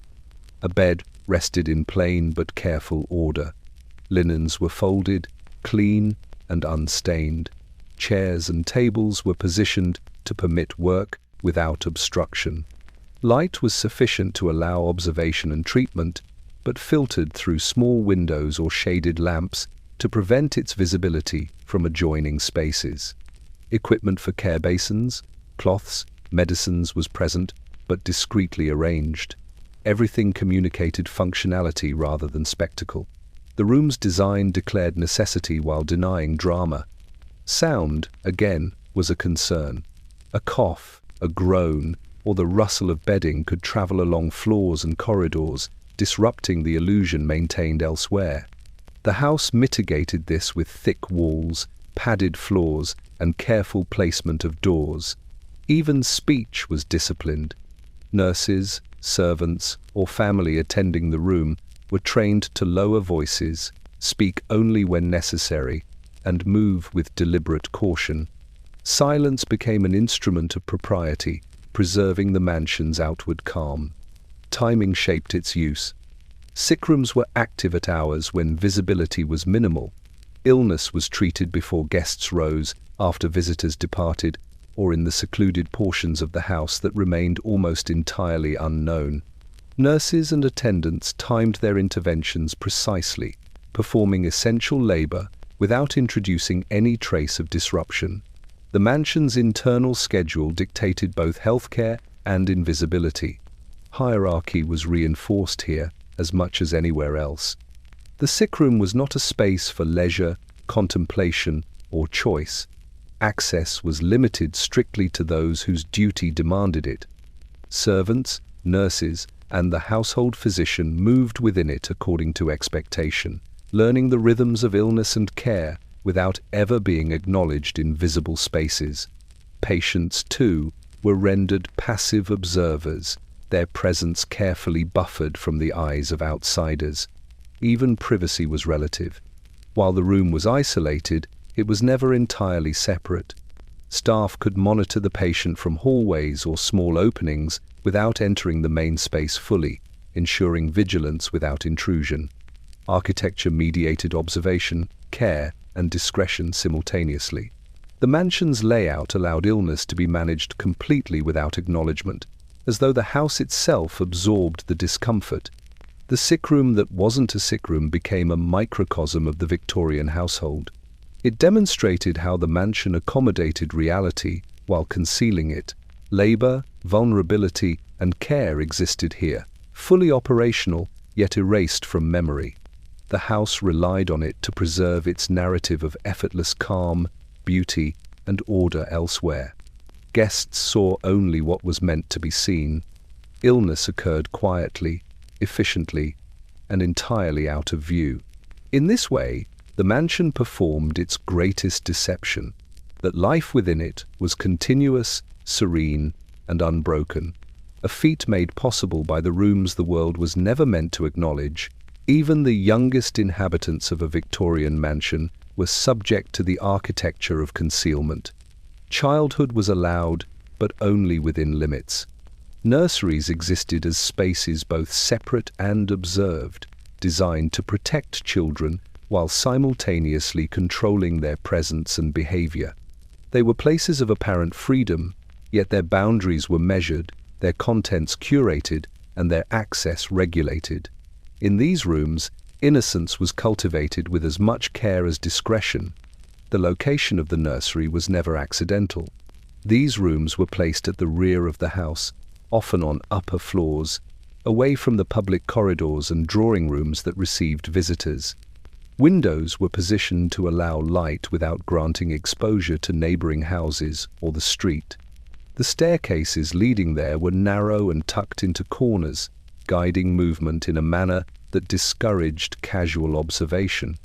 Even when doors were open, the nursery remained partially invisible, a private world contained within the larger mansion. Within the room, every object reinforced order. Cradles and beds were carefully aligned, ensuring symmetry and ease of movement. Furniture was functional rather than decorative. Toys were limited to those deemed appropriate for moral and intellectual instruction. Walls were adorned minimally, perhaps a few prints of landscapes or moral illustrations, designed to cultivate sensibility rather than imagination. The arrangement of objects taught children to occupy space in accordance with the household's expectations, neat, obedient, and contained. Sound was regulated as carefully as light and space. Footsteps on staircases outside were muffled, voices were quiet, rhythmic, disciplined. Laughter, when it arose, was brief, measured, and allowed only during specific hours. Even cries were managed, attended to swiftly but efficiently, with minimal disturbance to the broader household. The nursery existed in harmony with the mansion's broader acoustics, allowing life to proceed without ever threatening the illusion of calm elsewhere. Access was strictly controlled. Servants and caregivers moved in and out with precise timing, their presence acknowledged only when necessary. Parents or guardians entered on a schedule, maintaining the boundary between domestic intimacy and social expectation. Uninvited visitors rarely penetrated these rooms. The nursery, like all hidden spaces, was protected by invisibility as much as by doors and walls. Even play was structured. Children's movement was guided by furniture arrangement and spatial discipline. Routes through the room were intuitive yet constrained. Corners and alcoves directed attention and activity. Objects were placed to encourage moral or practical exercises rather than indiscriminate amusement. In this way, the mansion trained even the youngest bodies to conform to its rhythms, to navigate space with awareness, and to internalize the boundaries imposed by its architecture. The nursery also contained the lessons of hierarchy and responsibility. Children observed the comings and goings of staff, learning their place within the mansion's invisible social order. They saw, from the margins, how labor supported comfort. They understood, without being told, the rules of presence and absence, visibility and discretion. In these rooms, observation became education. Yet, the nursery was not devoid of tenderness. It allowed care, attention, and safety, creating a space where vulnerability could be addressed quietly and efficiently. Illness, fatigue, and fear could be managed without display. The architecture balanced concealment with nurture, ensuring that the household's narrative of composure remained uninterrupted. In this way, the nursery preserved the duality of the mansion. It was at once a place of growth and discipline, protection and concealment. Children learned the limits of freedom, the rules of movement, and the expectations of observation. And as they grew, the mansion continued its silent lesson, that life within its walls, though seemingly natural and effortless, relied upon invisible control, careful timing, and the constant negotiation between what was seen and what was deliberately hidden. Above the polished floors and illuminated staircases of a Victorian mansion, above the parlours where guests were entertained, and the nurseries where children learned the rules of propriety, lay another realm entirely, the attic. It was not a room meant for display, nor was it a space frequented regularly. It existed above, removed from the eye and the gaze, a repository of objects, labour, and memory that the household needed but did not wish to acknowledge. It was here, in the attics, that the mansion cultivated moral distance. The attic's placement alone established separation. High ceilings, steep staircases, and narrow corridors denied casual approach. Light reached it reluctantly, through small windows or vents, never sufficient to encourage lingering.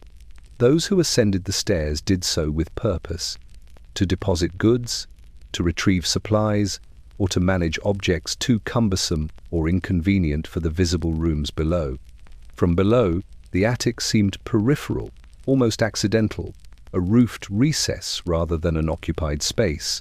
Its position above the household's activity mirrored the distance it demanded from social scrutiny. Inside, the attic was utilitarian, but meticulously arranged. Crates, trunks, and bundles were stacked with care, organized by season, by use, or by owner. Furniture awaiting repair, bedding not currently in rotation, garments stored between seasons all found temporary residence here. Dust was a constant presence, but it was managed enough to preserve the impression of order when items were moved downward. Every object was placed deliberately, ensuring that when needed, it could be retrieved efficiently, yet remain unseen in its dormancy. The attic taught lessons in patience and anticipation. Servants, ascending its narrow stairs, learned to move deliberately. Steps were measured to avoid noise, hands careful to balance trays or bundles. Movement required mindfulness, awareness of space and gravity, attention to objects that might shift or fall. The attic demanded that the laborer anticipate consequence before action, reinforcing habits of precision and discretion that the mansion required elsewhere. It was also a space of discretion. Illness, fatigue, or personal effects could be stored here temporarily, out of view from the public eye. Letters, packages, or possessions of private significance were kept safe, both from inadvertent discovery and from scrutiny. The attic's height and isolation made intrusion unlikely. It allowed the household to preserve secrecy while maintaining its narrative of order below. Sound and light were carefully managed.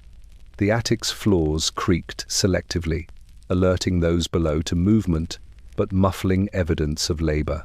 Windows allowed minimal illumination, enough for the task at hand, never enough to draw attention from the corridors beneath. Even the positioning of bundles and furniture softened echoes, creating an environment where work could be done without disturbing the mansion's performance. Moral distance was maintained not only through placement, but through perception. To the guests below, the attic was irrelevant. To the occupants of the house, it was essential. The work that occurred here enabled the smooth operation of spaces meant to be admired, reinforcing the illusion of effortless propriety.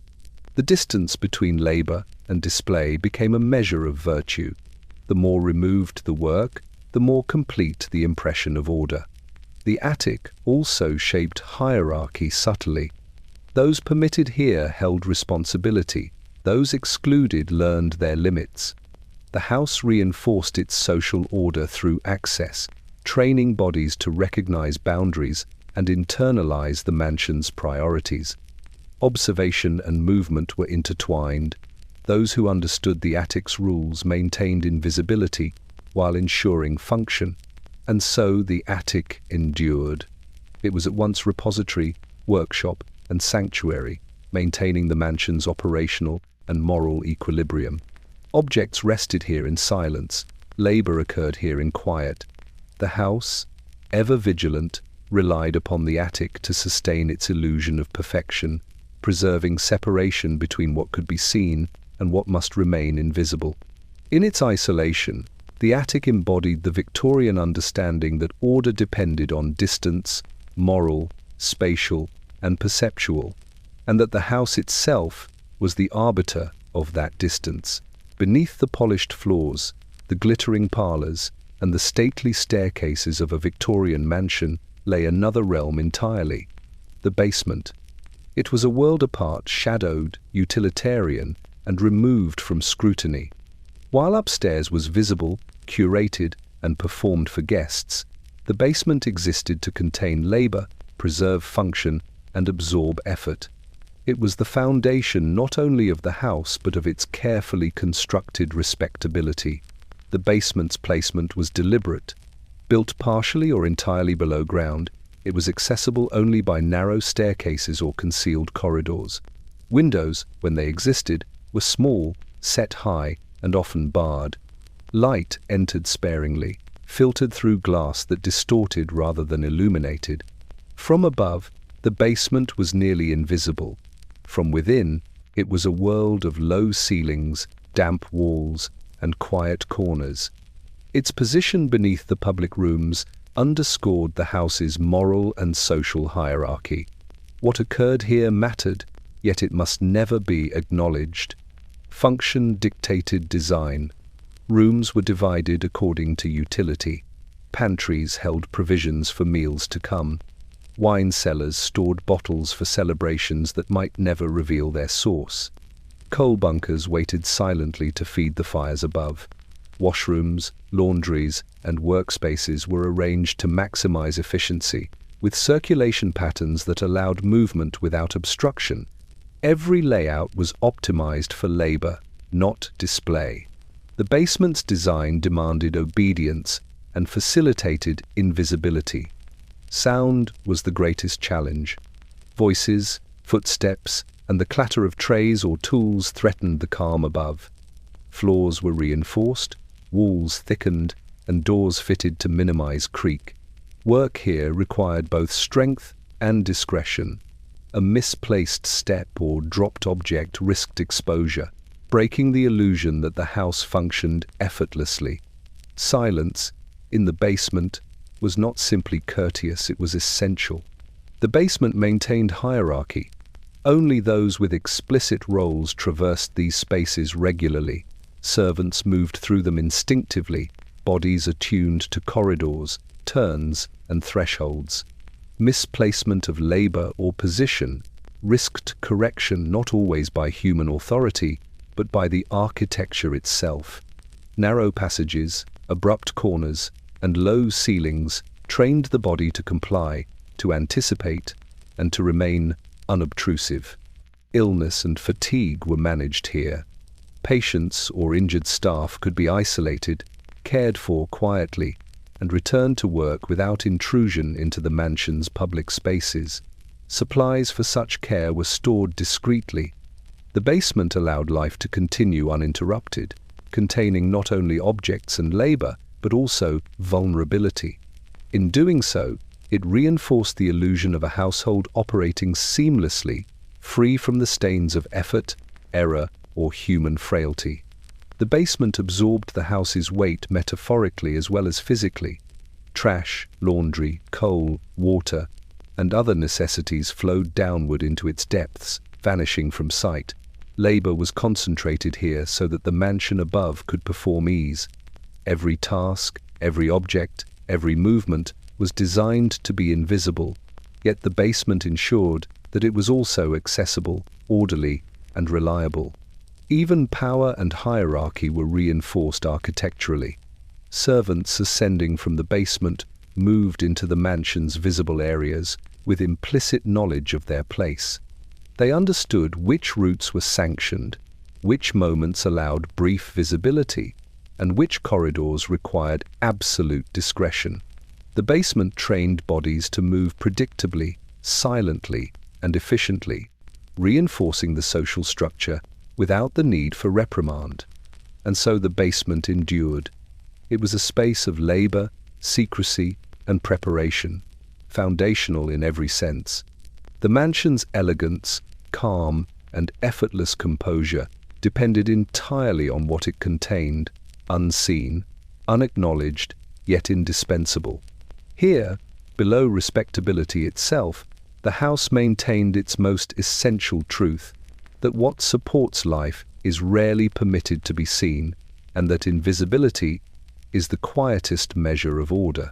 Every Victorian mansion contained one or perhaps several rooms that were never meant to be entered by casual eyes.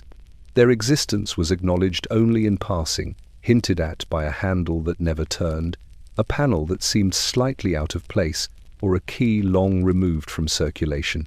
These were the locked rooms with no key, spaces designed less for occupancy than for concealment, repositories of discretion, necessity, or shame.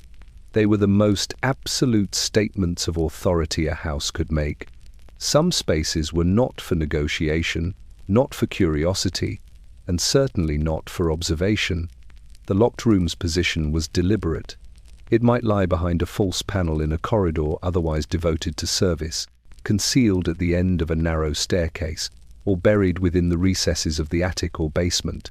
From the outside, the door presented itself innocuously. Perhaps it matched the surrounding woodwork so precisely that a glance would pass it entirely. Perhaps it bore a simple keyhole, tarnished and unused for decades. Its inaccessibility was as important as its presence. The house insisted that the room's existence be known only obliquely, not experienced directly.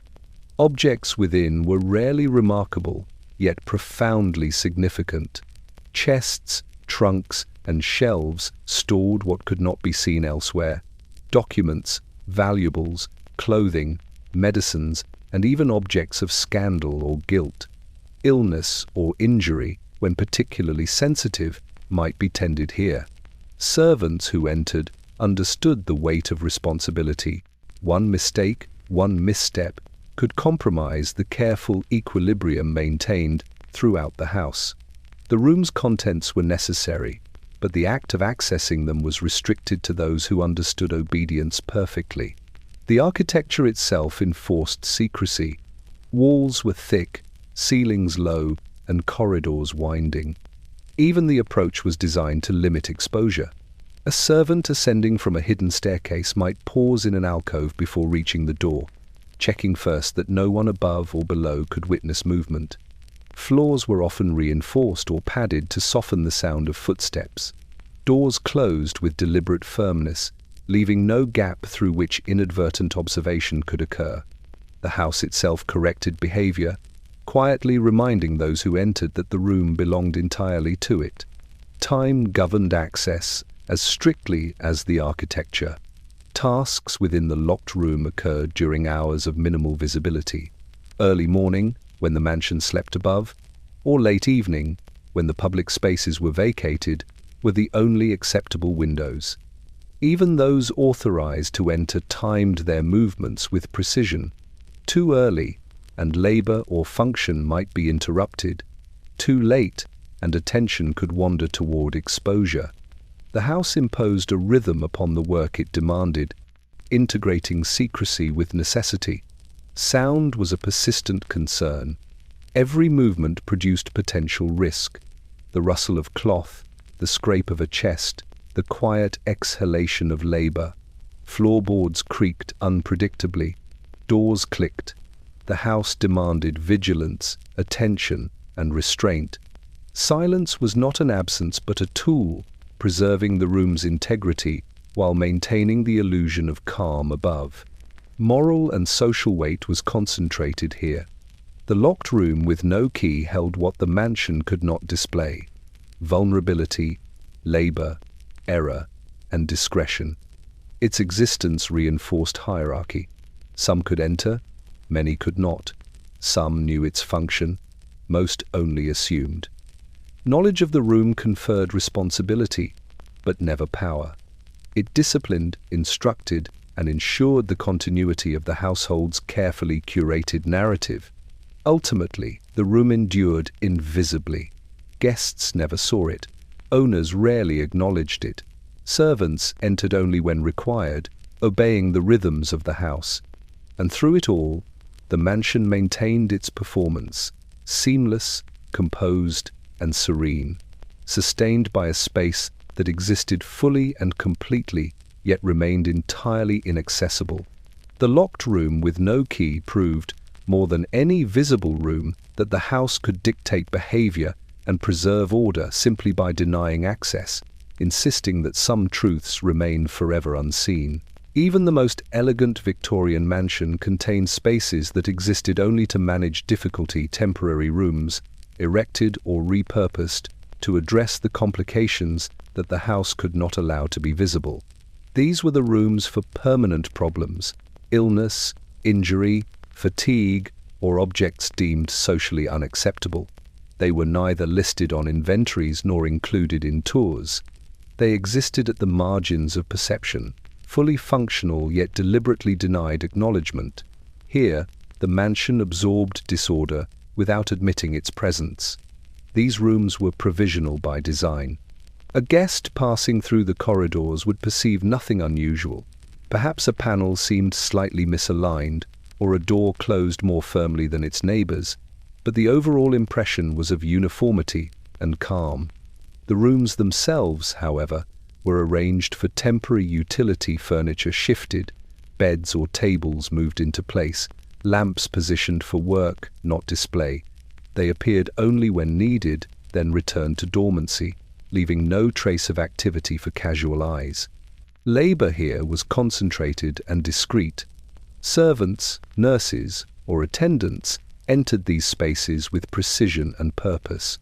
Work could involve care of the ill, preparation for repairs, or containment of materials that must not be seen in public areas. Every movement was dictated by the house's silent expectations. A misstep could echo through the floors above, betraying the illusion of ease. The rooms demanded attention, efficiency, and invisibility simultaneously. The architecture enforced discretion. Walls were thicker here, ceilings lower, and corridors more tortuous than in public spaces. Lighting was muted, sufficient only for the task at hand. Doors were plain, flush with surrounding paneling, and often positioned to conceal entry from other routes. The house itself shaped movement. Narrow passages directed bodies, stairs concealed ascent and descent, and alcoves allowed brief pauses to ensure that no one observed more than necessary. The mansion regulated presence even without conscious intervention.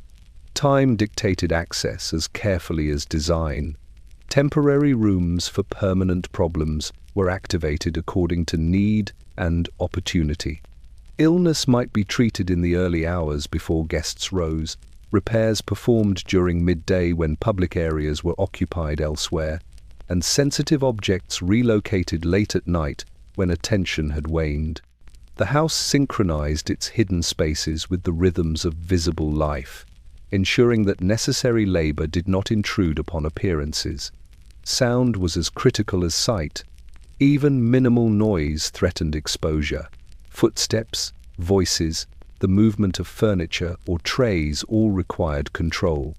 Floorboards were reinforced or padded, doors closed decisively, lamps softened shadows and muffled motion.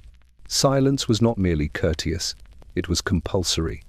It allowed activity to occur without betraying its presence. The moral function of these rooms was substantial.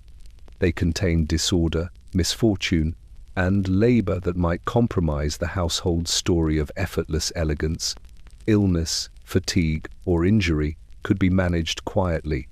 Objects that suggested error, accident, or scandal were removed from view.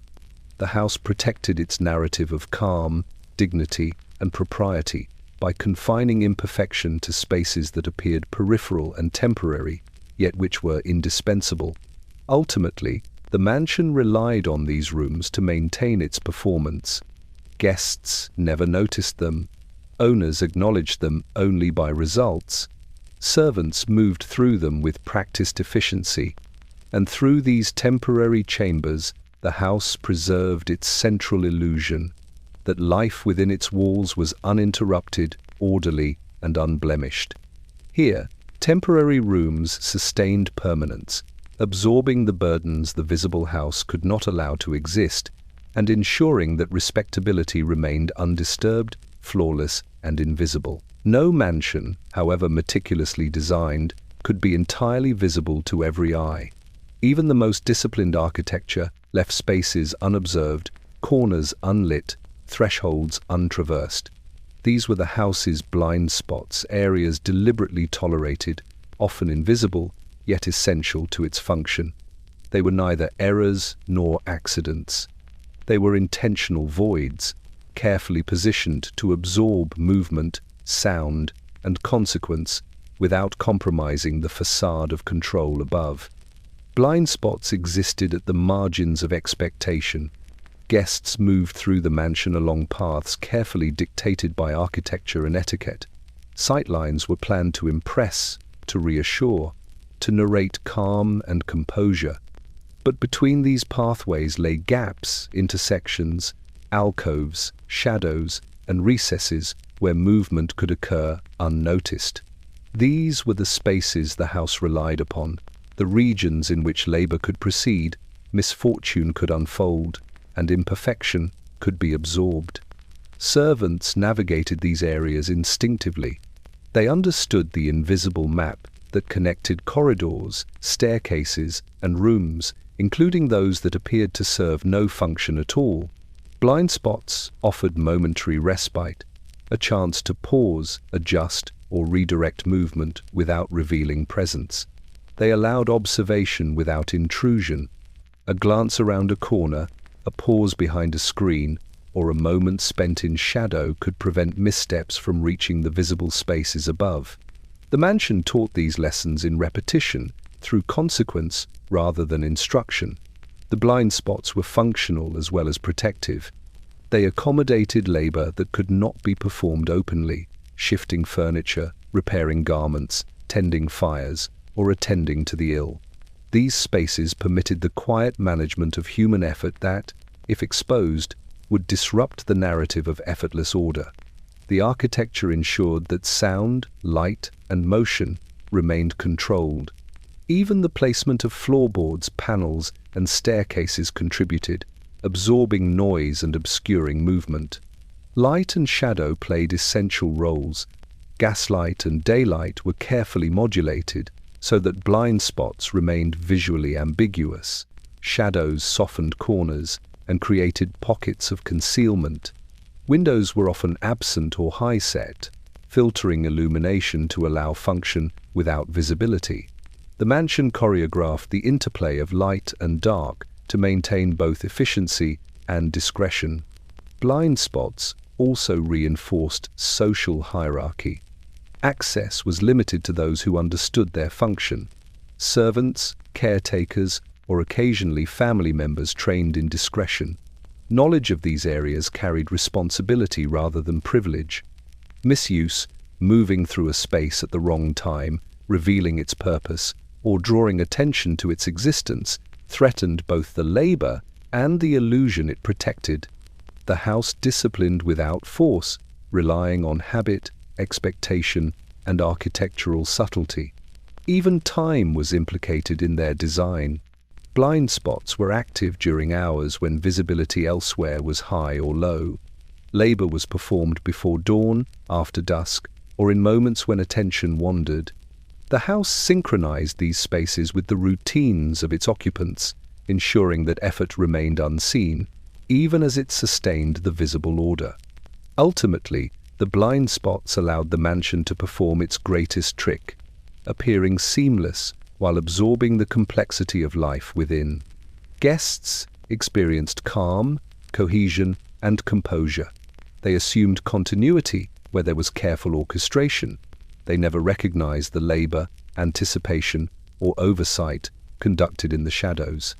And yet, every creak, every tray, every shift of linen passed safely through these hidden pockets, unseen but indispensable. In the house's blind spots, the Victorian mansion achieved its most remarkable triumph: the complete preservation of perception, the containment of labor, and the maintenance of an illusion that nothing within required concealment, even while everything depended upon it. Victorian mansions were not only spaces of elegance, they were repositories of morality, performance, and, above all, discretion. Every wall, staircase, and hidden corridor carried not merely the weight of architecture, but the weight of propriety. Yet beneath the veneer of refinement lay a subtler structure, one built to contain shame. It was not whispered in conversations or hidden under rugs alone. It was embedded in brick, stone, and timber shame built into the house itself. The mansion's design accommodated what could not be acknowledged. Rooms were arranged to segregate labor, illness, failure, and fatigue from the spaces meant to impress. Narrow corridors led quietly to staircases concealed behind panels. Doors were flush, handles small, or painted to vanish against woodwork. Floors were reinforced to muffle sound, and ceilings were lowered to compress bodies and attention. Every architectural choice communicated that certain actions, emotions, or states of being were inappropriate for visibility, and thus must be absorbed by the building itself. Labor carried the heaviest burden. Coal, water, and laundry were essential to the mansion's function, yet the physical toil required to maintain its appearance could not be displayed.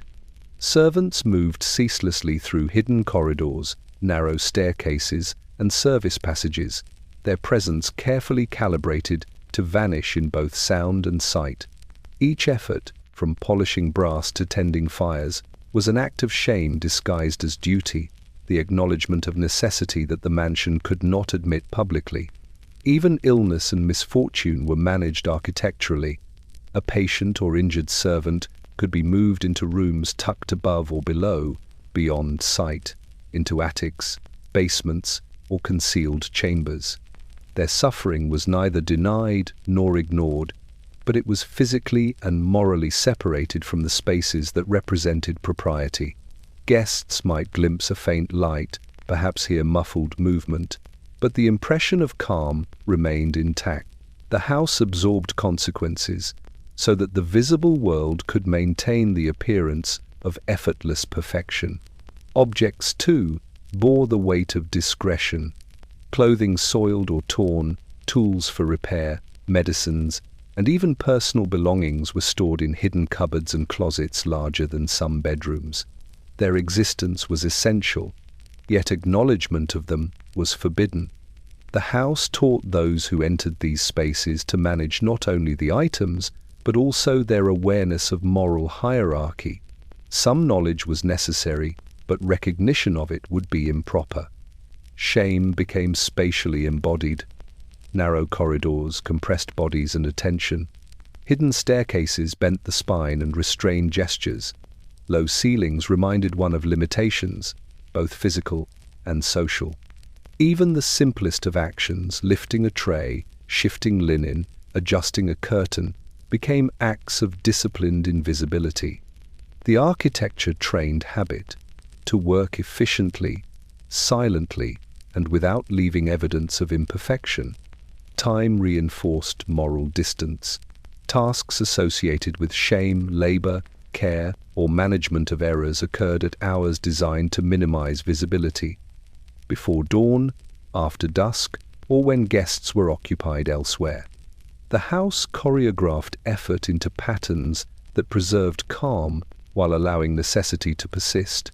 In this way, shame was never erased.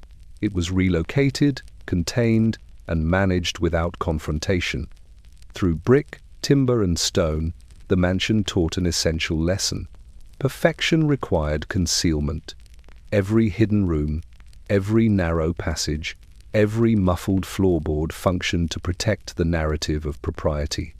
The house itself became a vessel for error, labor, illness, and fatigue, absorbing what could not be displayed, sustaining life above, and ensuring that the carefully staged world of elegance remained uninterrupted. Shame was not forgotten, it was encoded. And in encoding it, the Victorian mansion achieved its most remarkable deception, a household that appeared effortless, composed, and morally impeccable, while quietly, invisibly bearing the weight of everything that could not be seen. In a Victorian mansion, wealth was never merely displayed. It was choreographed, restrained, and, above all, silenced. Gold, silver, and possessions did not announce themselves with clamor. Their value lay not in visibility but in discretion, in the quiet authority of ownership maintained without spectacle. The mansion, in its architecture and habit, became a vessel in which wealth could exist uninterrupted, powerful, contained, and almost invisible to the casual observer. The design of spaces reflected this principle. Rooms intended to display wealth were always carefully curated, drawn from polished wood, adorned with tasteful ornament, arranged in strict symmetry. They offered glimpses of prosperity without permitting overexposure. Tables bore silver platters, sideboards held porcelain, and carpets indicated refinement. But nothing rattled, clattered, or demanded notice. Behind these rooms lay hidden stores of actual value, bullion, jewelry, deeds, and other possessions preserved in secret compartments, locked chests, or subterranean vaults. The mansion's architecture ensured that these items existed fully, yet remained unobserved, accessible only to those authorized to manage them. Silence was essential. A dropped coin, a rattling tray, or even the careless handling of a valuable object risked drawing attention. Floorboards were reinforced, carpets and mats muffled movement, doors closed with soft precision. Light illuminated tasks without exposing them unnecessarily. Servants learned the sound of wealth in motion, the quiet scrape of a chest lid, the subtle weight of a tray, the soft click of a lock. Every audible sign was anticipated and contained. Noise became a form of moral hazard, to be managed with skill, timing, and care. Timing, as always, dictated activity. Movements involving wealth occurred when the house's public spaces were unoccupied or when visibility could be controlled. Before dawn, servants moved coin, parcels, or documents into secure locations. Late in the evening, trunks were opened or closed quietly.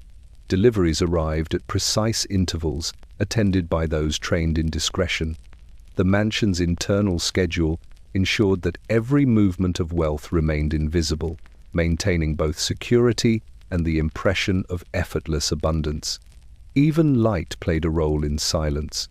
Windows in hidden storage areas were small or shaded, letting in enough illumination for careful work without revealing detail to curious eyes.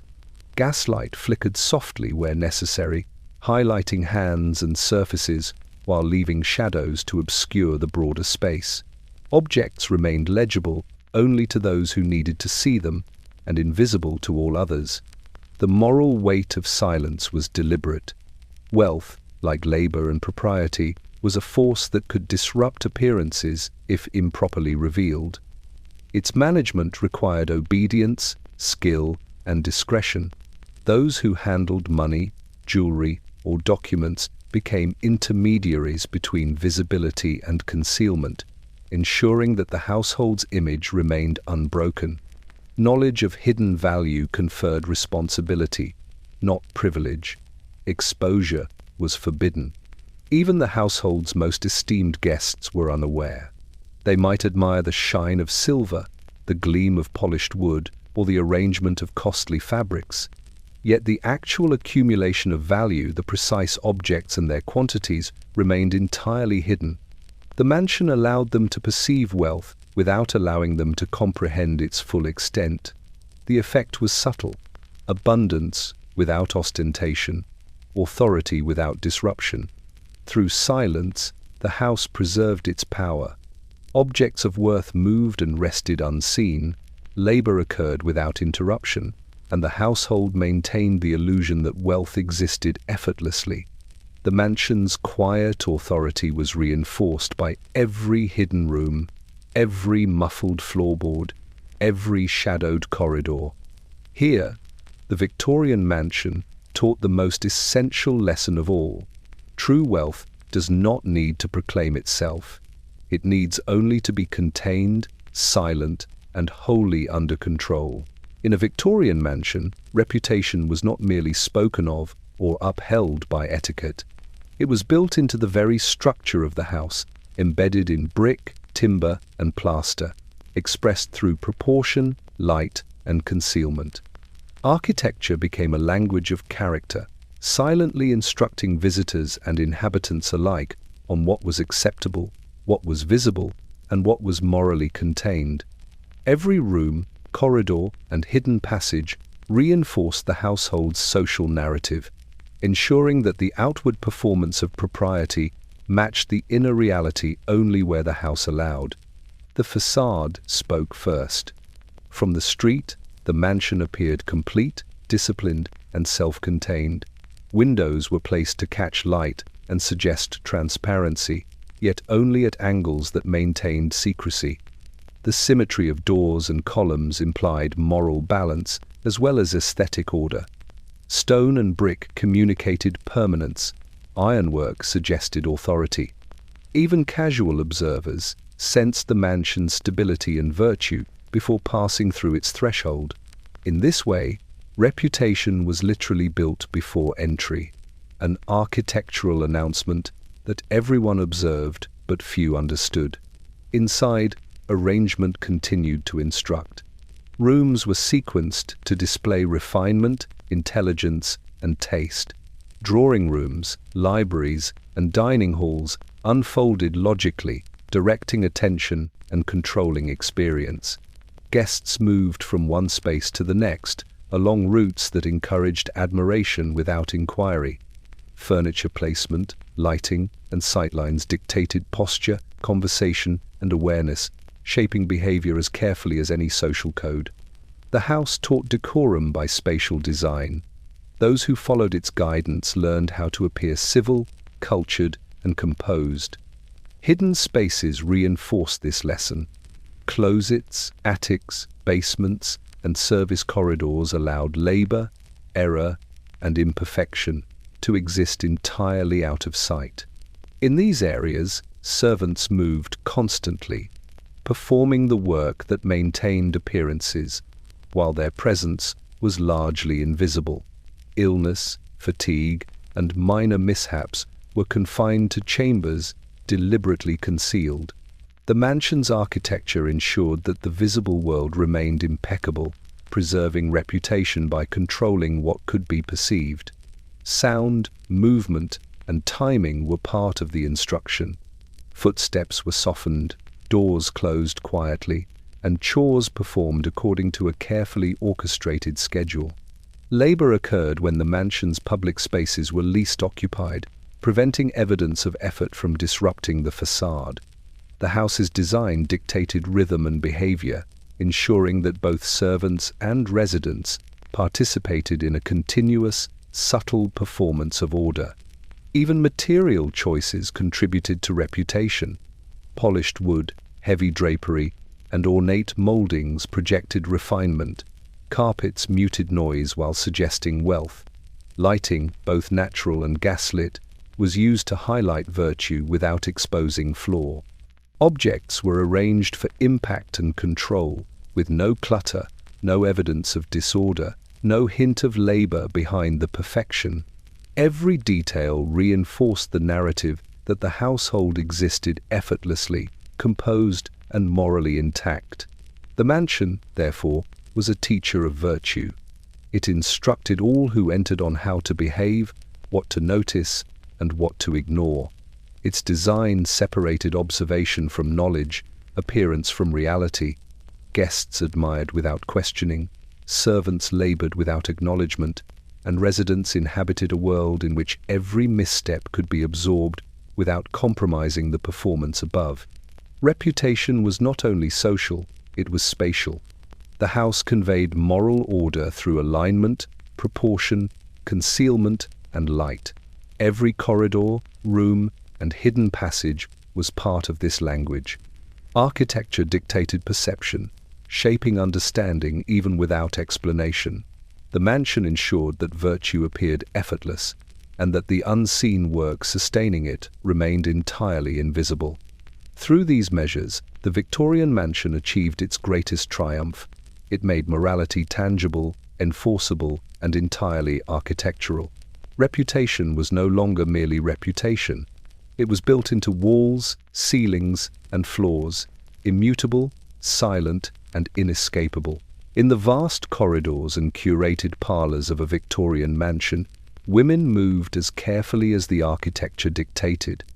Their presence, like the house itself, was observed, guided, and confined. Rooms were arranged not only to impress guests or accommodate domestic rituals, but also to regulate the behavior of female occupants, daughters, wives, and occasionally female servants. In this household, space was moral as much as physical. It was a means of instruction, containment, and protection, ensuring that women's movements and visibility aligned with expectation. The front rooms were performance spaces. Women were meant to appear here at certain times and in particular ways.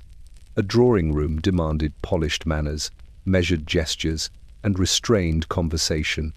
A parlor offered opportunity for display a smile, a posture, a carefully selected expression of virtue or refinement. Furniture was positioned to dictate interaction.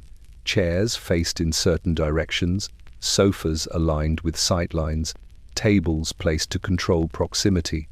Women navigated these spaces under constant architectural suggestion, their movements shaped by expectation rather than whim. But not all spaces were for display. Private chambers, bedrooms, and closets offered both concealment and regulation. These rooms were smaller, less ornate, and designed for functional use. But even here, architecture imposed control. Narrow passages, low ceilings, and partial partitions dictated movement and posture. The layout of closets, dressing rooms, and boudoirs ensured that even privacy followed order. Access to these spaces was deliberate, often restricted by keys or the presence of servants, teaching women the boundaries of autonomy within the house. Timing enforced behavior as rigorously as design. Morning, afternoon, and evening rituals were synchronized with the mansion's routines. Meals, correspondence, and visits all occurred within carefully orchestrated windows, leaving little room for improvisation. Servants moved in and out at precise intervals, managing lighting, heat, and supplies to maintain the facade of effortlessness. A misstep in timing could draw attention, expose labor, or disrupt appearance. Women internalized these rhythms, aligning their activity to the house's invisible schedule. Sound, too, was disciplined. Footsteps, laughter, and conversation were modulated by space. Hallways muffled movement, rugs absorbed sound, and doors restricted acoustic travel. Even voices were trained, soft enough to avoid intrusion, deliberate enough to convey confidence. The mansion demanded that women's presence be appropriate in tone as well as location, reinforcing propriety through both architecture and habit. Hidden spaces reinforced hierarchy and discretion. Staircases, corridors, and back passages allowed movement without intrusion, permitting women to pass through the house efficiently, yet invisibly. Labor, illness, or personal matters could be managed without exposing disruption to the public eye. The mansion dictated not only what could be seen, but when and how it could be perceived, controlling interaction and maintaining the household's narrative of composure. Every room functioned as instruction. From public spaces designed for admiration to private chambers calibrated for discretion, the mansion shaped behavior through the interplay of visibility and concealment. Women moved within these constraints, learning the limits of freedom, the importance of timing, and the expectations imposed by space itself. Their bodies, gestures, and attention were trained to align with architecture, reinforcing the household's hierarchy without overt command. In this way, the Victorian mansion controlled not only objects, labor, and guests, but also the very presence of women within it. Space became a teacher, corridors became guides, and rooms became instruments of social education. The house maintained propriety by regulating movement and visibility, ensuring that women's lives like labor and wealth were managed, disciplined, and largely invisible, except where the house permitted acknowledgement.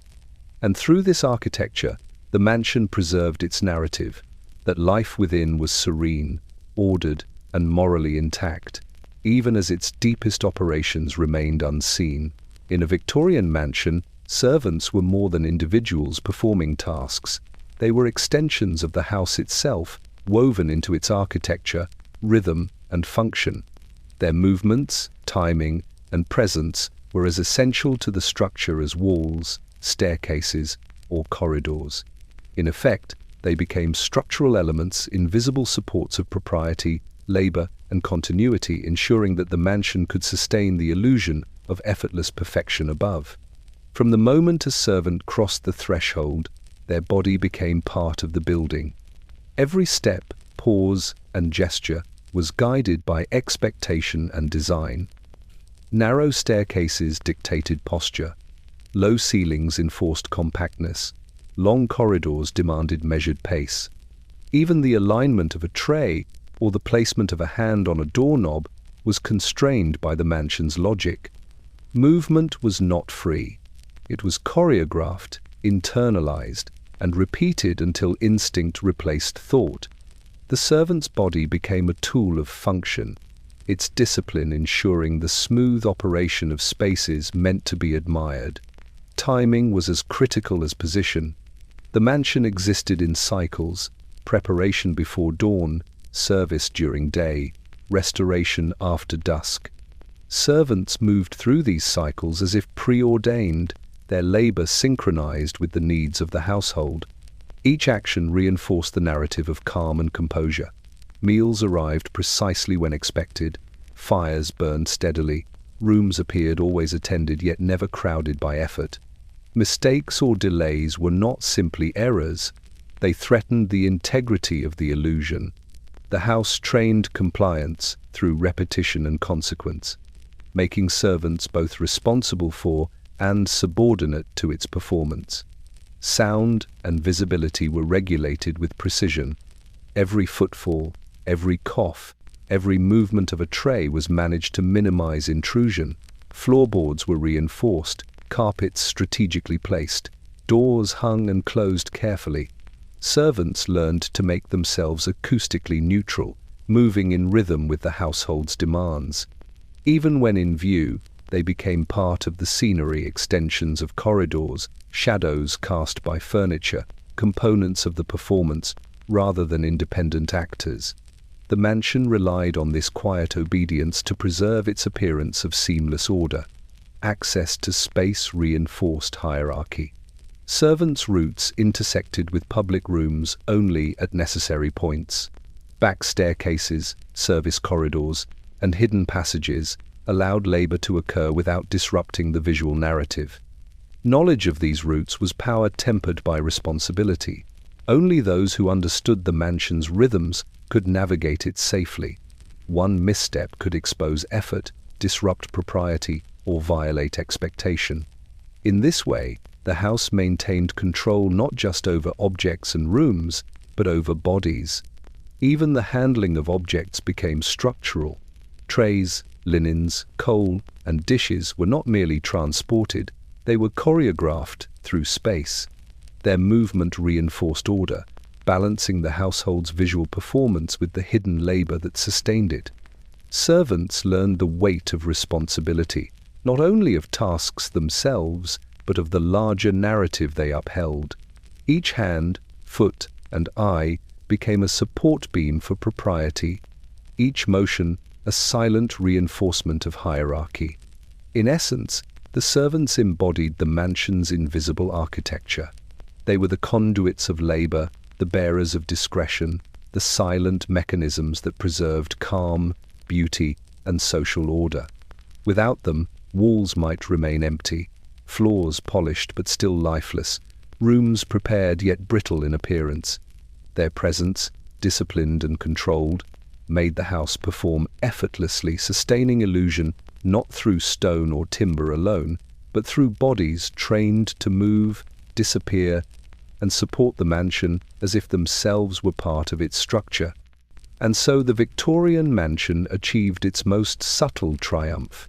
It rendered labor invisible yet essential, human yet architectural, creating a household in which the lines between structure and servant blurred until both became indistinguishable in service of perfection. No Victorian mansion existed without secrets. Even the most carefully maintained household, polished and perfumed for inspection, concealed within its walls events, objects, and behaviors that could never be revealed without disrupting the narrative of propriety. These were the scandals that never left the building, whispers of impropriety, lapses in judgment, and transgressions of every degree, contained entirely within the mansion's architecture and routines.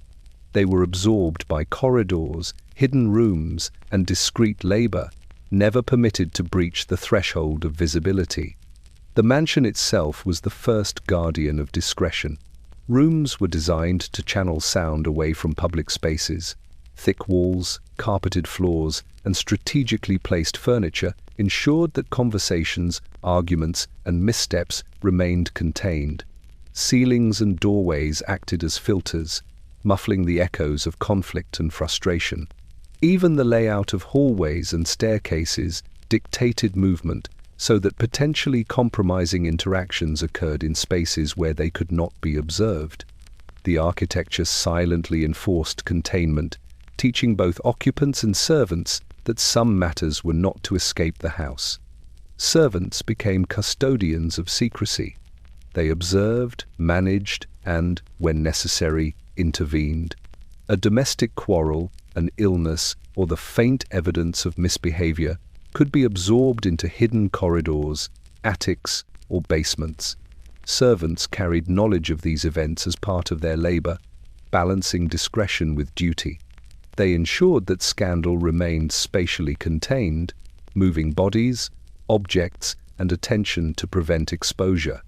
In this way, invisibility became both functional and moral. The house demanded compliance, and laborers maintained it with precision. Timing was crucial. Transgressions, whether trivial or serious, were handled when public spaces were empty or when attention was diverted. A heated discussion might occur while guests dined elsewhere. Evidence of impropriety, letters, garments, or objects would be relocated under cover of darkness.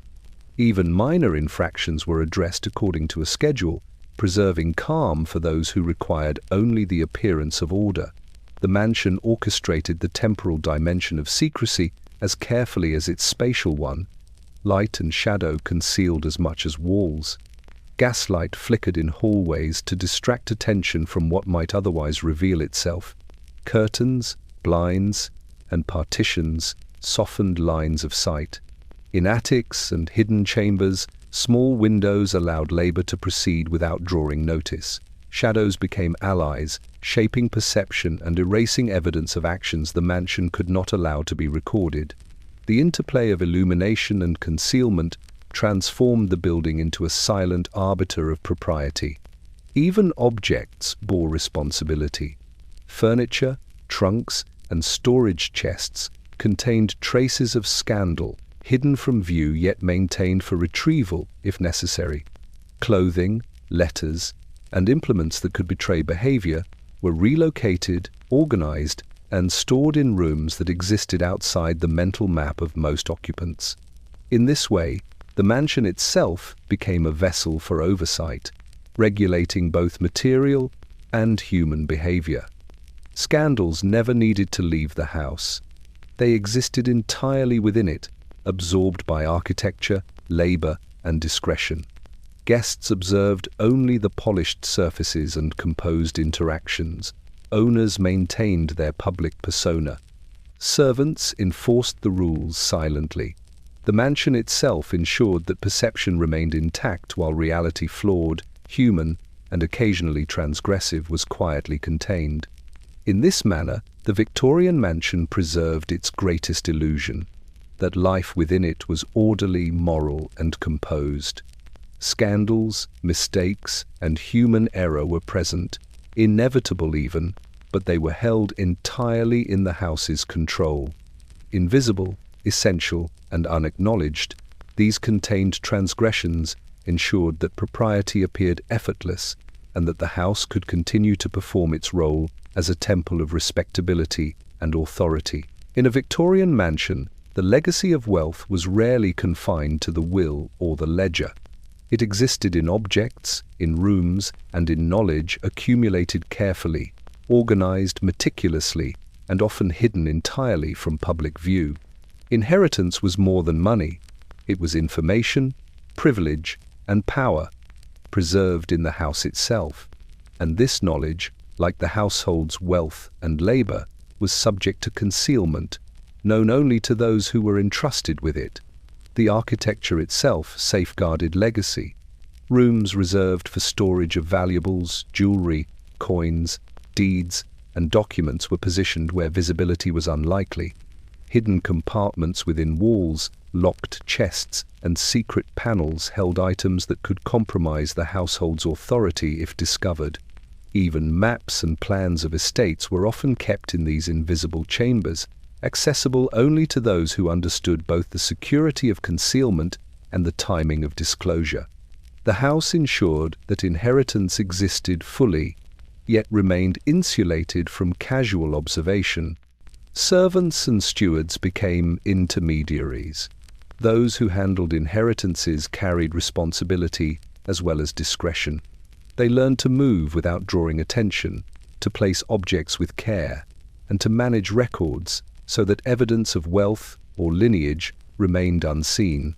They understood the value of silence, the timing of action, and the consequences of exposure. In effect, these intermediaries became part of the mansion's architecture, acting as conduits through which knowledge and material wealth could flow without betraying themselves. Timing, as always, dictated visibility. Documents or valuables were accessed only when required, and often at hours designed to avoid observation. Preparations for wills, settlements, or transfers of property were conducted quietly, outside the sightlines of guests or those considered unworthy of knowledge. Even routine maintenance of wealth, polishing coins, cataloguing items, or storing correspondence occurred in hidden rooms, timed to preserve the appearance of effortless order above. Sound and movement were critical to concealment. Footsteps, the shuffle of papers, the clink of metal each threatened the mansion's delicate equilibrium. Floors were padded, doors closed carefully, and objects carried with exacting care. Silence was not optional. It was essential. The house demanded that all evidence of inheritance remain contained, as if the very act of attention might expose its presence. Knowledge itself was layered and protected. Not all information was shared equally. Some servants might know the location of a chest, but not its contents. Others understood timing, but not purpose. Owners selectively disclosed certain elements to heirs, while reserving critical information for later, or for moments when it could be controlled. The mansion itself became a repository of institutional memory. Walls, floors, and hidden rooms storing secrets as securely as any lock or key. Inheritance, therefore, was inseparable from invisibility. Wealth and authority existed not merely in objects, but in the careful management of their perception. The mansion ensured that power passed smoothly, without disrupting the narrative of order, propriety, and refinement. It was a lesson in restraint, demonstrating that knowing too much or revealing too much could unravel both social and architectural equilibrium. Through these hidden chambers and meticulously timed interventions, the Victorian mansion preserved its most delicate truth, that legacy is never merely inherited, it is mediated, controlled, and concealed. Knowledge, like gold, required protection, and the house itself became both guardian and arbiter, ensuring that the lineage it supported remained intact, unobserved, and above all, unquestioned. A Victorian mansion, meticulously arranged to convey virtue, wealth, and order, did not remain unchanged by the passage of time. Its walls, once gleaming, began to carry the memory of labor, secrets, and decay. The very architecture that had enforced discretion, invisibility, and hierarchy now recorded history, silently testifying to the truths the household had long denied. Even the most carefully maintained facades could not entirely erase what had been. When the house outlived its lies, it did so slowly, subtly, yet with an unmistakable weight. Time revealed what labor had concealed. Floors, once polished to mute sound, now creaked unpredictably, betraying footsteps that had previously passed unnoticed. Carpets thinned in high-traffic corridors, revealing the paths servants had traced hundreds of times. Walls bore the faint evidence of moisture, the subtle imprint of objects shifted repeatedly, and the paint showed the slow fading of care. The mansion remained impressive to the casual observer. Yet, to those who knew it intimately, it began to whisper of its hidden history. Rooms once invisible became archives of the household's past. Attics and basements, closets and hidden chambers revealed the scale of labor that had supported the public performance. Trunks accumulated over decades, filled with linens, clothing, and documents, some long forgotten. Items associated with illness, scandal, or human frailty remained tucked away, their presence unnoticed by new generations. Yet their sheer volume spoke of lives lived in quiet repetition, of errors contained, and of secrecy maintained. The mansion, even without witnesses, had remembered. The dissonance between appearance and reality grew more apparent. Public rooms retained their polish and symmetry, But a careful eye began to perceive inconsistencies. A misplaced handle, a slightly warped panel, the subtle unevenness of a polished floor. These small disruptions hinted at the effort required to maintain propriety. The house, in its endurance, exposed the tension between narrative and actuality. It had promised effortless order, yet could not fully erase evidence of the human work that sustained it. Even silence bore testimony. Corridors and staircases that had absorbed footsteps now carried echoes, as if the walls themselves had stored the rhythm of movement. Voices once muffled could now travel farther, subtly betraying the patterns of the past. The mansion had trained its inhabitants to obey and disappear. Now it recorded them, leaving traces that would outlast memory. Silence was no longer absolute. It had become a layer of history. The moral implications of decay were unavoidable. As the mansion aged, its hierarchy, labor structures, and systems of concealment became tangible. Spaces once carefully calibrated to enforce invisibility now suggested constraint and surveillance. Guests and heirs could sense the weight of prior lives, the discipline of movement, and the cost of propriety. The house taught, once again, that appearances were fragile, dependent on continuous labor and discretion. Without vigilance, the truth inevitably pressed upward, and yet the mansion retained authority. Even in its aging, it dictated movement, obscured activity, and preserved hierarchy. Rooms continued to conceal, staircases still guided bodies, and hidden chambers remained repositories of effort and discretion. The lies the house had performed were outlived only in faint trace, not obliteration. It continued to teach obedience, control, and invisibility, reminding all who entered that the story of propriety had always been maintained by labor hidden from view. In the end, when the house outlived its lies, it became a witness. Its walls, floors, and ceilings bore the subtle evidence of decades of human endeavor, secrecy, and discretion. The mansion remained impressive, authoritative, and composed, yet carried quietly the memory of everything it had contained. It was both monument and confessor, demonstrating that even the most carefully managed illusions are inseparable from the truth they conceal, and that the architecture of propriety endures not only in appearance, but in the invisible labor and hidden histories it shelters.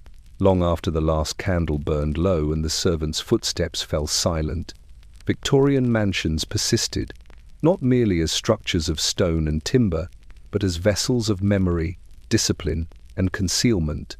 In the present day, modern eyes enter these spaces with curiosity, expectation, or admiration, yet they encounter only fragments of the truth. They perceive grandeur, symmetry, and polish, yet miss the invisible networks of labor, secrecy, and hierarchy that sustained the household. To these visitors, the house appears complete, coherent, and effortless, but its full language, written in walls, floors, and concealed chambers, remains mostly unread. Modern observers notice surface elegance first. Visitors admire sweeping staircases, polished floors, elaborate moldings, and ornate fireplaces. Light spills through tall windows, illuminating richly decorated parlors and galleries. The mansion presents itself fully, a curated narrative of taste, refinement, and moral stability. It is easy to believe that the household required no effort, that wealth existed effortlessly, and that propriety was intrinsic rather than performed. Yet these impressions are incomplete. The hidden architecture remains largely invisible.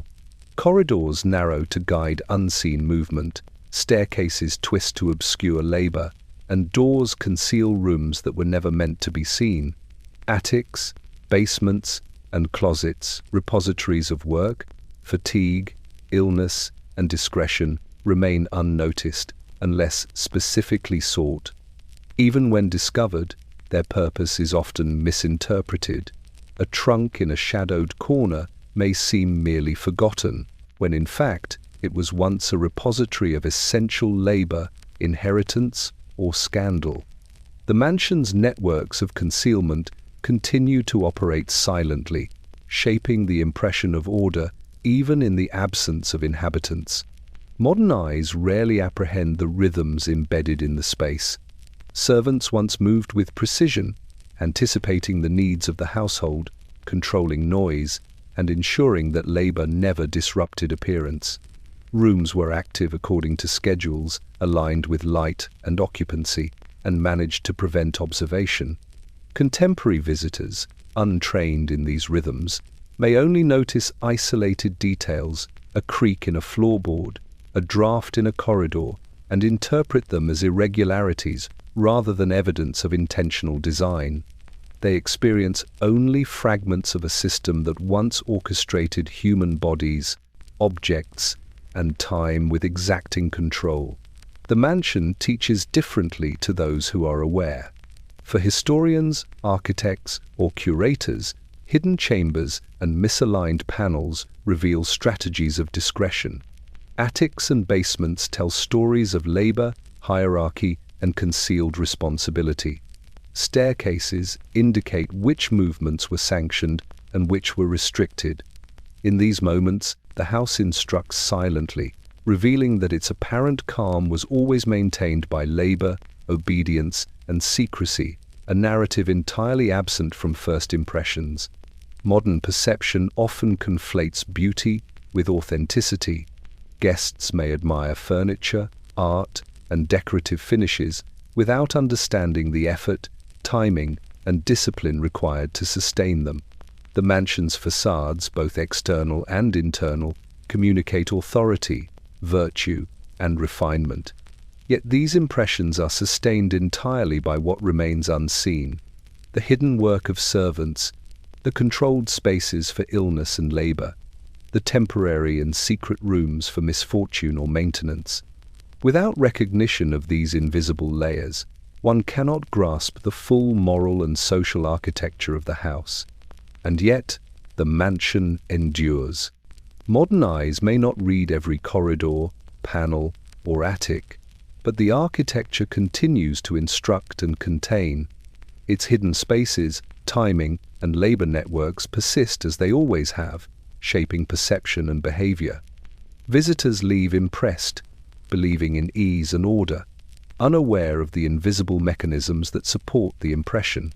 In this way, the Victorian mansion remains both museum and teacher, its lessons coded in brick, timber, and shadow, accessible only to those patient and observant enough to perceive them. The house, as ever, performs flawlessly. It offers beauty to those who look, concealment to those who work, and instruction to those who watch carefully. Modern eyes glimpse only what is allowed, yet the mansion continues to whisper its true narrative, that order, wealth, and propriety are never effortless, and that the architecture itself enforces both visibility and invisibility with relentless precision. By the time one has traversed every corridor, stair, and hidden passage of a Victorian mansion, it becomes clear that the house itself holds its secrets more faithfully than any occupant. It never confesses. It does not reveal the labor that sustains its calm, the fatigue that supports its veneer, or the transgressions and indiscretions it contains. Even centuries later, the mansion continues to perform its story of propriety, wealth, and order without acknowledging the cost, the effort, or the human complexity behind it. The facade remains the first lie. From the street, the mansion appears serene, symmetrical, and complete. Windows, chimneys, and doors are arranged with meticulous precision, signaling refinement, stability, and virtue. Gaslight or sunlight enhances the illusion. Shadows fall where they flatter, lines of sight are controlled, and the house appears both welcoming and imposing. Visitors instinctively trust the narrative the exterior tells, unaware that behind every panel, stair, and corridor lies a network of labor, timing, and discretion carefully managed to prevent disruption of the illusion. Inside, the performance continues. Public rooms unfold in logical succession. Parlors, drawing rooms, dining halls, and galleries, each aligned to impress, reassure, and dominate perception. Furniture is arranged with both aesthetic and functional intention. Objects suggest refinement, culture, and morality. Guests are guided through these spaces along routes dictated by the architecture, timing, and social expectation, ensuring that they encounter the mansion as a cohesive story rather than a collection of rooms. Even the light and shadow within these spaces is orchestrated to highlight virtue while concealing labor. But the mansion's truth exists elsewhere. Attics, basements, closets, and temporary rooms conceal the reality of work, illness, fatigue, and imperfection. Servants move through hidden corridors, staircases, and service routes with discipline, ensuring that labor remains invisible while sustaining the visible order. Illness is treated in rooms no one visits. Mistakes, fatigue, and grief are absorbed in spaces that never appear on plans or inventories. Even wealth and inheritance are managed through carefully concealed chambers, accessible only to those trained in discretion. The house carries these truths silently, refusing confession while maintaining its function. Sound and time reinforce the silence. Every creak of a floorboard, every whisper, every movement of a tray is controlled to prevent exposure. Labor occurs according to the mansion's internal schedule, before dawn, during absent moments, or after dusk, ensuring that effort never intrudes upon appearance. Timing and rhythm coordinate human bodies, light, and objects to sustain calm without acknowledgement. Even the air within corridors and rooms carries the echoes of this careful orchestration, audible only to those who know where to listen. And yet, this silence is neither neutral nor passive. It is active, deliberate, and moral. The mansion enforces hierarchy, behavior, and propriety through concealment. It shapes bodies and minds, guides attention, and rewards discretion. Those who inhabit it learn invisibility, obedience, and the boundaries of visibility. Labor, error, and imperfection are absorbed into the house's architecture, leaving only composed surfaces, polished floors, and curated spaces for the observer to admire. The house never confesses its truth. Guests depart believing in effortless order. Owners maintain their reputations. Servants execute labor that is invisible yet essential, and the mansion endures, fully aware of every step, every shadow, every misstep, every secret it shelters. Its walls, floors, and ceilings carry the memory of decades, perhaps centuries, of human activity and discretion, a silent archive of effort, morality, and concealment. In the end, the Victorian mansion teaches the quietest and most enduring lesson of all. Appearances are fragile, labor is invisible, and discretion is architecture. The house never confesses, and yet it reveals everything to those who know how to read its silence. It stands, as always, perfect, composed, and impenetrably aware, the ultimate keeper of propriety, secrecy, and human order.